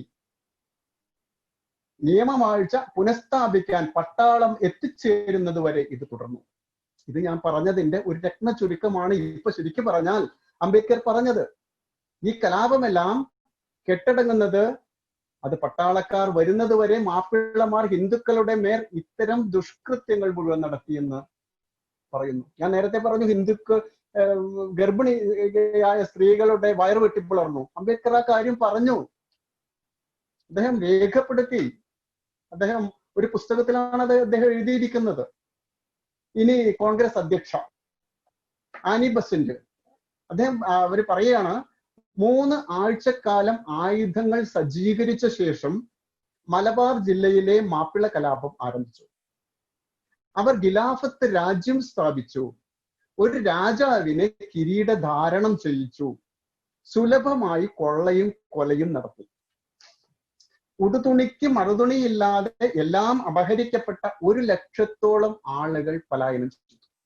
1 ലക്ഷത്തോളം ആളുകളാണ് പലായനം ചെയ്തതെന്ന് കോൺഗ്രസിന്റെ അധ്യക്ഷയ ഡോക്ടർ ആനി ബസന്റ് മദാമയാണ് ഒരു പുസ്തകത്തിൽ പറഞ്ഞത്. എന്നാൽ ഗാന്ധിജിയോ? ഗാന്ധിജിക്ക് അവസാനം ഇതൊന്നും വേണ്ടിയില്ലായിരുന്നു എന്നൊരവസ്ഥയിലേക്ക് എത്തി. ഗാന്ധിജി വളരെ കൃത്യമായിട്ട് അതിന് എതിരായിട്ട് തന്നെ പറഞ്ഞു. ഗാന്ധിജി പറഞ്ഞു, നമ്മുടെ മാപ്പിള സഹോദരന്മാർക്ക് ഭ്രാന്ത് പിടിച്ചുപോയി എന്ന് ഓർക്കുമ്പോൾ എനിക്ക് ഹൃദയരക്തം വാർന്നൊലിക്കുകയാണ്.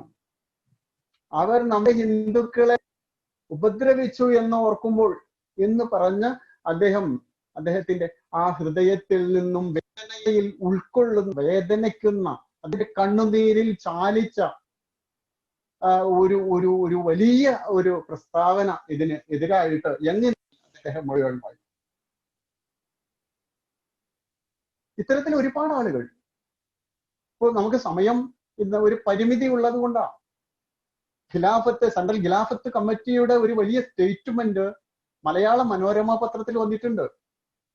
മുസ്ലിം മതപുരോഹിതന്മാരുടെ പ്രസ്താവന, അതുപോലെ തന്നെ വേറെയും ഒരുപാട് ആളുകളുടെ, വലിയ വലിയ ആളുകളുടെ പ്രസ്താവനകള്, നമ്മൾ ഇതിനെതിരായിട്ടുള്ള പ്രസ്താവനകള്, പ്രഖ്യാപനങ്ങള്, ഇതൊക്കെ വന്നിട്ടുണ്ട്. അത് മുഴുവനും നമുക്ക് ഇവിടെ പറയാനാവാത്ത ഒരു അവസ്ഥയാണ്. അതുപോലെ തന്നെ അക്കാലത്ത് ഹിന്ദുക്കൾ അനുഭവിച്ച ദുരിതങ്ങൾ ഞാൻ നേരിട്ട് കണ്ടിട്ട് ഒരുപാട് ആളുകളുടെ അവസ്ഥ കരഞ്ഞ് വികാരഭരിതരായി പറയുന്ന സ്ത്രീകളെ ഞാൻ കണ്ടിട്ടുണ്ട്. മാപ്പിള ലഹള സ്വാതന്ത്ര്യ സമരമാണെന്ന് പറയുന്നവനെ നേരിട്ട് കണ്ടാൽ കുത്തിക്കൊല്ലും. അത്രയ്ക്ക് വേദനിപ്പിക്കുന്ന അനുഭവങ്ങൾ പറഞ്ഞ സ്ത്രീകൾ ഞാൻ നേരിട്ട് കണ്ടിട്ടുണ്ട്. അവരുടെ അനുഭവങ്ങളൊക്കെ എന്റെ പുസ്തകങ്ങൾ പറഞ്ഞിട്ടുണ്ട്. ഇപ്പൊ നേരത്തെ രാഷ്ട്ര നേതാക്കളുടെ പ്രസ്താവനകളുടെ കാര്യം പറയുന്നത് പോലെ തന്നെ എല്ലാം പറയാൻ വയ്യ, 100 കണക്കിന് അനുഭവങ്ങളാണ് ഉള്ളത്. അതിൽ ചില അനുഭവം ഞാൻ പറയാം. തിരൂരങ്ങാടി തൃക്കുളം ചെറിയ വീട്ടിൽ പൊട്ടയിൽ കൃഷ്ണൻ നായർ, ഈ പൊട്ടയിൽ കൃഷ്ണൻ നായരെ വീട്ടിലെ കിണറ്റിന്റെ തല വെട്ടിയിടയത്. അവിടെ നേരത്തെ 2 കിണർ പറഞ്ഞു, ഒന്ന് നാഗാളികാവ് കിണറും ഒന്ന് തൂർ കിണറും. അപ്പൊ ഈ അനുഭവങ്ങൾ വെച്ച് നോക്കുമ്പോ ഒരു കിണറിലൊന്നുമല്ല, 2 കിണറിലൊന്നുമല്ല, പല കിണറ്റിലും കൂട്ടമായല്ലെങ്കിലും ഒറ്റയ്ക്കൊറ്റയ്ക്ക് വിട്ടിട്ടുണ്ട്. തിരൂരങ്ങാടി തൃക്കുളത്തെ ചെറിയ വീട്ടിൽ പൊട്ടയിൽ കൃഷ്ണൻ നായരെ എന്തിനാണ് വെട്ടിയിട്ടത്? മതം മാറാൻ പറഞ്ഞു. മതം വന്ന ലഹളക്കാരായ ആളുകൾ വന്നിട്ട് കൃഷ്ണൻ നായരോട്, വൃദ്ധനായ കൃഷ്ണൻ നായരോട് മതം മാറാൻ പറഞ്ഞു. കൃഷ്ണൻ നായരുടെ വീട്ടിൽ അപ്പൊ ആരുമില്ല. എന്താ? മാപ്പിള ലഹള നടക്കുന്നു, ഹിന്ദു വിരുദ്ധമായ ബിന്ദുക്കളെ പിടിച്ച് അതിക്രൂരമായി ഉപദ്രവിക്കുന്നു എന്ന് കേട്ടതോടുകൂടി മാപ്പിളമാർ വരുന്നു എന്ന് അറിഞ്ഞ ഉടനെ ഇവരെല്ലാവരും, വീട്ടുകാരെല്ലാവരും കൂടി രക്ഷപ്പെട്ടു. അദ്ദേഹത്തിന് നടക്കാൻ വയ്യ, കാലിന് വയ്യായിരുന്നു പാവം. അദ്ദേഹത്തിന്റെ മകനാണ് ഈ അനുഭവം പറയുന്നത്. മാപ്പിള മാപ്പിള ലഹളയുടെ ഒരു അനുസ്മരണത്തിലാണ് ഈ കാര്യം പറയുന്നത്. നടക്കാൻ വയ്യാത്തത് കൊണ്ട് അദ്ദേഹം വീട്ടിൽ ഇരിപ്പായി. ആര് വന്നാലും എന്നെ കൊല്ലണേ കൊന്നോട്ടെ, അങ്ങനെ ഉണ്ടല്ലോ ഒരവസ്ഥ. അങ്ങനെ ഈ ലഹളക്കാലത്ത് എത്ര പേരെ കൊന്നിട്ടുണ്ട്. രോഗശയ്യയിൽ ശയ്യാവലംബിയായി കടന്നിരുന്ന നിരവധി വൃദ്ധരെ കൊന്നിട്ടുണ്ട്, സ്ത്രീകളെ കൊന്നിട്ടുണ്ട്, ശയ്യാവലംബികളായി കിടക്കുന്നവ കൊന്നിട്ടുണ്ട്. ഇത് രേഖപ്പെടുത്തിയതാണ്. അങ്ങനെ ഈ കൃഷ്ണനായരോട് പറഞ്ഞു മതം മാറണം. അപ്പൊ അദ്ദേഹം പറഞ്ഞു, ഈ വയസ്സുകാലത്ത് ഞാൻ എന്തിനായി മതം മാറുന്നത്? ഇനി കുറച്ചു കാലമേ ജീവിച്ചിരിക്കുള്ളൂ, ഞാൻ അങ്ങനെ ജീവിച്ചിരുന്നോളാം. പിടികൂടി. അങ്ങനെ ജീവിച്ചിരിക്കണേ ഇപ്പൊ തന്നെ നമുക്ക് പോകാം. നേരെ കൊണ്ടുവന്ന് വീടിന് അടുത്തുള്ള കിണറ്റിലേക്ക് ആ വൃദ്ധന്റെ തല വെട്ടി ഉടലോട് കൂടി അപ്പുറം. ഇത് പറഞ്ഞത് അദ്ദേഹത്തിന്റെ മകനാ. കണ്ണുനീരാലെ പറഞ്ഞു എന്നാണ് ഈ സ്മരണയിൽ പറഞ്ഞത്. ഇനി വേറൊന്നാണ്, അറ്റത്തൊടിയിൽ കിട്ടു. അറ്റത്തൊടി വീട്ടിൽ കിട്ടുവിനെ ചിത്രവധം ചെയ്താണ് കൊന്നത്. എന്താ കിട്ടു ചെയ്ത കുറ്റം? കിട്ടു ഒരു ജന്മിയൊന്നുമല്ല, ഒരു സാധാരണ മനുഷ്യൻ. അദ്ദേഹത്തിന്റെ വീടിന്റെ ഇവിടെ നിൽക്കുന്ന സമയത്ത് കുറെ പട്ടാളക്കാർ അത് വഴി വന്നു. അപ്പൊ കണ്ടു, തെങ്ങ് കണ്ടു. ഇളനീരിട്ട് തരാൻ പറഞ്ഞു. പട്ടാളക്കാരല്ലേ, ഇളനീരിട്ട് കൊടുത്തു. ഇത് ഈ ലഹളക്കാരറിഞ്ഞു. ലഹളക്കാരെന്ത് വിചാരിച്ചു? ആ ലഹളക്കാരെ ഒറ്റുകൊടുക്കാൻ വേണ്ടി ചെയ്തതാണ് ഈ തേങ്ങ ഇട്ട് കൊടുത്ത്, ഇളനീരിട്ട് കൊടുത്ത് തങ്ങളെ ഒറ്റുകൊടുക്കാനുള്ള ശ്രമമായിരുന്നു കിട്ടു ചെയ്തത് എന്നാണ് കരുതിയത്. പട്ടാളക്കാർ പോയതിനു ശേഷം ഈ വിവരം അറിഞ്ഞു. മാപ്പിളമാര് വന്നു ചോദ്യം ചെയ്തു. കിട്ടു പറഞ്ഞു, അല്ല, ഇങ്ങനെയൊക്കെയാണ് ഉണ്ടായത്. പക്ഷെ അവരത് സമ്മതിച്ചില്ല. അവർ ആദ്യം ചെയ്തത് കിട്ടുവിന്റെ 2 ചെവിയും ഛേദിച്ചു, 2 ചെവി അരിഞ്ഞെടുത്തു. രക്തം ഒലിക്കുന്ന കിട്ടുവിന്റെ കൈ 2 പിന്നിൽ കൂട്ടിക്കെട്ടി പിന്നെ കൊണ്ടുപോയി. 1 കിലോമീറ്റർ അപ്പുറം കുറച്ച് വലിച്ചിഴ കൊണ്ടുപോയി എന്നാ പറയുന്നത്. ചോരയിൽ അഭിഷേകം ചെയ്ത കിട്ടുവിനെ വലിച്ചഴിച്ച് കൊണ്ടുപോയി ഒരു കിണറ്റിന്റെ അടുത്ത് കൊണ്ടുപോയി അദ്ദേഹം കഴുത്ത് വെട്ടി കിണറ്റിലേക്ക് ഇട്ടു. ഇനി മറ്റൊരു അനുഭവം, കോഴിക്കോട് പുത്തൂരിലെ പടിഞ്ഞാറേ തൊടിയിൽ കണാരൻ. അദ്ദേഹത്തിന് അന്ന് 32 വയസ്സാണ്. അദ്ദേഹത്തിന്റെ ഒടുവിലെ കുട്ടിയുടെ 28. നമ്മുടെ വീട്ടിലൊക്കെ 28 എന്ന് പറഞ്ഞ പീഡൽ ദിവസം എന്നൊരു വലിയ ഉത്സവമായിരിക്കും. പക്ഷേ ആ മാപ്പിള ലഹള നടക്കുന്ന കാലമായതുകൊണ്ട് അങ്ങനെ ഉത്സവത്തിനൊന്നും ഒരു സ്കോപ്പൊന്നുമില്ല. എന്നാലും വീട്ടുകാരൊക്കെ കൂടിയിട്ടുണ്ടാവും. ആ സമയത്ത് ഉപ്പില്ല എന്ന് പറഞ്ഞത്. രാവിലെ നേരെ കണാരൻ കടയിലേക്ക് പോയത് ഉപ്പില്ല വാങ്ങിക്കാൻ വേണ്ടിയിട്ട്.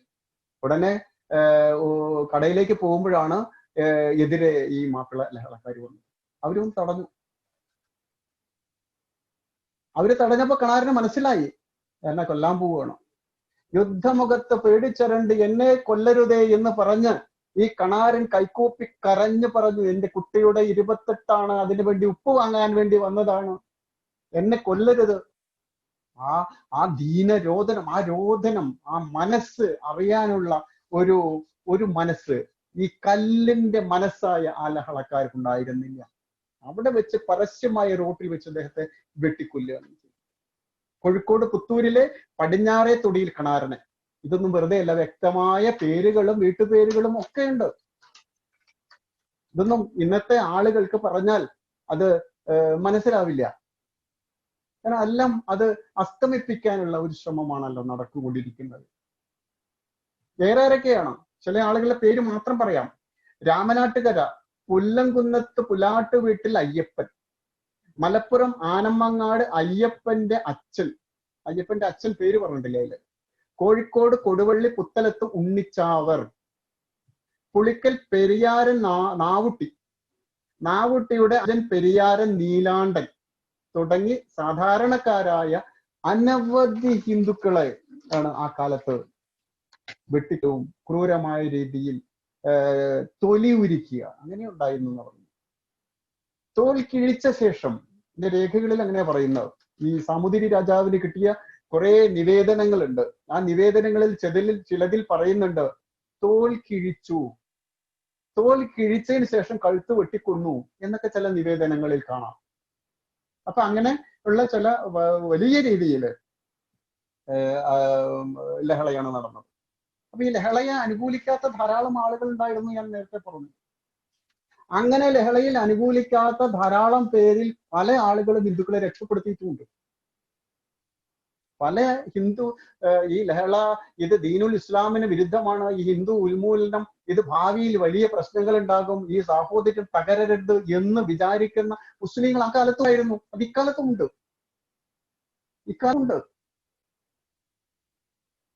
അവര് കുറെ ഹിന്ദുക്കളെ രക്ഷപ്പെടുത്തിയ അനുഭവങ്ങളുണ്ട്.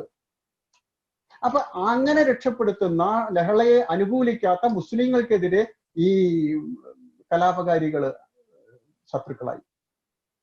അങ്ങനെയുള്ള മാപ്പിളമാരെയും കൊന്നിട്ടുണ്ട്. അങ്ങനെ അതിലൊരാളാണ് ദൂർ കിണറ്റിൽ ഒരു മുസ്ലിം മരിച്ചു എന്ന് പറഞ്ഞല്ലോ. ധാരാളം മുസ്ലിങ്ങൾ ഓടിപ്പോയിട്ടുണ്ട്. നിരവധി അഭയാർത്ഥി ക്യാമ്പുകൾ ഉണ്ടായിട്ടുണ്ട് കോഴിക്കോടും, അതുപോലെ തന്നെ നമ്മുടെ ഷൊർണൂരും കവളപ്പാറയിലും ഒക്കെ അഭയാർത്ഥി ക്യാമ്പുകൾ ഉണ്ടായിട്ടുണ്ട്. വടക്കൻ ജില്ലയിൽ ഒരു അഭയാർത്ഥി ക്യാമ്പ് മുസ്ലിങ്ങൾക്ക് വേണ്ടിയിട്ടായിരുന്നു, അവർക്ക് പ്രത്യേകമായിരുന്നു. അപ്പൊ ഇന്നും വളരെ വ്യക്തമാണ്, മുസ്ലിങ്ങൾക്കെതിരെയും ശക്തമായ രീതിയിൽ ലഹളക്കാരുണ്ടായിരുന്നു. അപ്പൊ ഇതൊക്കെ ചെല്ലുന്നതും കൊറമ്പയിൽ അഹമ്മദ് ഹാജി പറഞ്ഞ ഭാഗത്തേന്, കൊലയും മതം മാറ്റവും ഇസ്ലാം എന്താണ്, യഥാർത്ഥ ഇസ്ലാം എന്താണ് എന്ന രീതിയിൽ ഉള്ള ഒരു പഠനവും തലയിലൊന്നുമില്ല, മതഭ്രാന്ത് മാത്രം കയറിയ ആളായിരുന്നു അത് എന്ന് ഈ അഭയാർത്ഥി ക്യാമ്പും നമ്മളെ മനസ്സിലാക്കും. രണ്ട് സ്ഥലത്ത് വെച്ച്, പിന്നെ ഈ ലഹളയൊക്കെ കഴിഞ്ഞതിന് ശേഷം 2 സ്ഥലത്ത് വെച്ച് ഹിന്ദുക്കളെ തിരിച്ചു കൊണ്ടുവന്നിട്ടുണ്ട്. മുഴുവൻ ആൾക്കാരൊന്നും വന്നിട്ടില്ല, ഇപ്പോഴും ഉണ്ട്. മാപ്പിള ലഹളക്കാലത്ത് ഇസ്ലാം മതം സ്വീകരിച്ച അനേകം ആളുകൾ ഇപ്പോഴും മുസ്ലിങ്ങളായി കഴിയുകയാണ്.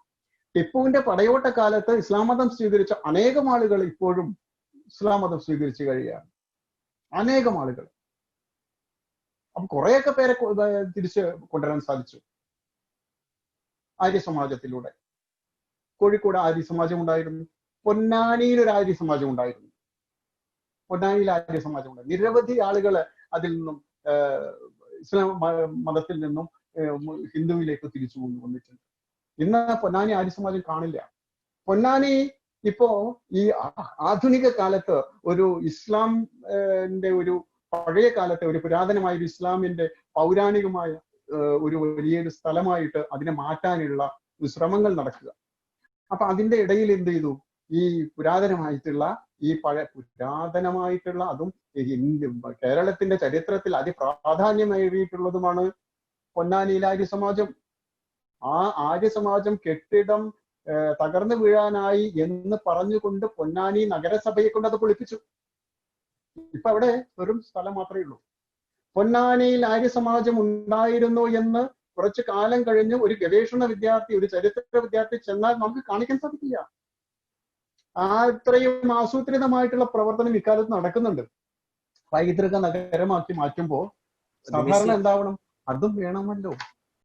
അങ്ങനെ ആ രീതിയിലേക്ക് ഇത് മാറ്റുകയാണ് ചെയ്തത്. അങ്ങനെ അതിനുശേഷം ഈ 1930കളിലാണ് ഈ മാപ്പിള ലഹള എന്താണ് എന്നതിനെ കുറിച്ചിട്ട് ഒരു രൂപം ആദ്യമായിട്ട് പറയുന്നത് EMS ആണ്. മാപ്പിള ലഹളക്കാലത്ത് ഒളിച്ചോടിയ EMS നമ്പൂതിരിപ്പാട് പറഞ്ഞു അത് കർഷക സമരമാണ്. EMS ആണ് പറയുന്നത്. ഒരു കൃഷിക്കാരും ഉണ്ടായിരുന്നില്ല. ഇതില് മരിച്ചവരും എല്ലാം കൃഷിക്കാരായിരുന്നില്ല, മരക്കച്ചവടക്കാരായിരുന്നു, കച്ചവടക്കാരായിരുന്നു, ഈർച്ചപ്പണിക്കാരായിരുന്നു, കർഷകരാരും ഉണ്ടായിരുന്നില്ല.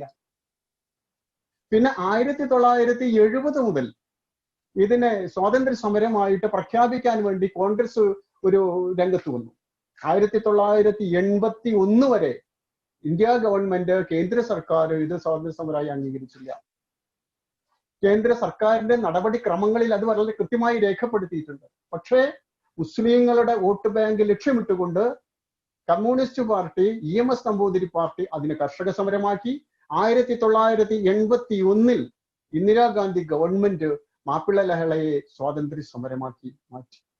ലഹളക്കാർക്ക് പെൻഷൻ അനുവദിച്ചു. ഇനിയിപ്പോ അത് 100ാം വാർഷികത്തിലേക്ക് വരികയാണ്. അപ്പൊ ഈ 100ാം വാർഷികം വരുമ്പോഴും ഇതിനിടയിൽ ഹിന്ദുക്കൾ ഇവിടെ വേദനയോടെ കഴിയുന്നുണ്ട്. അക്കാലത്ത് കൊല്ലപ്പെട്ടവരുടെ കുടുംബങ്ങൾ, അവരുടെ അശരണരായ ആളുകളുടെ പിൻഗാമികളൊക്കെ ഇങ്ങനെ ഇരിക്കുന്ന സമയത്താണ് ഇനി 100ാം വാർഷികം വരാൻ പോകുന്നത്.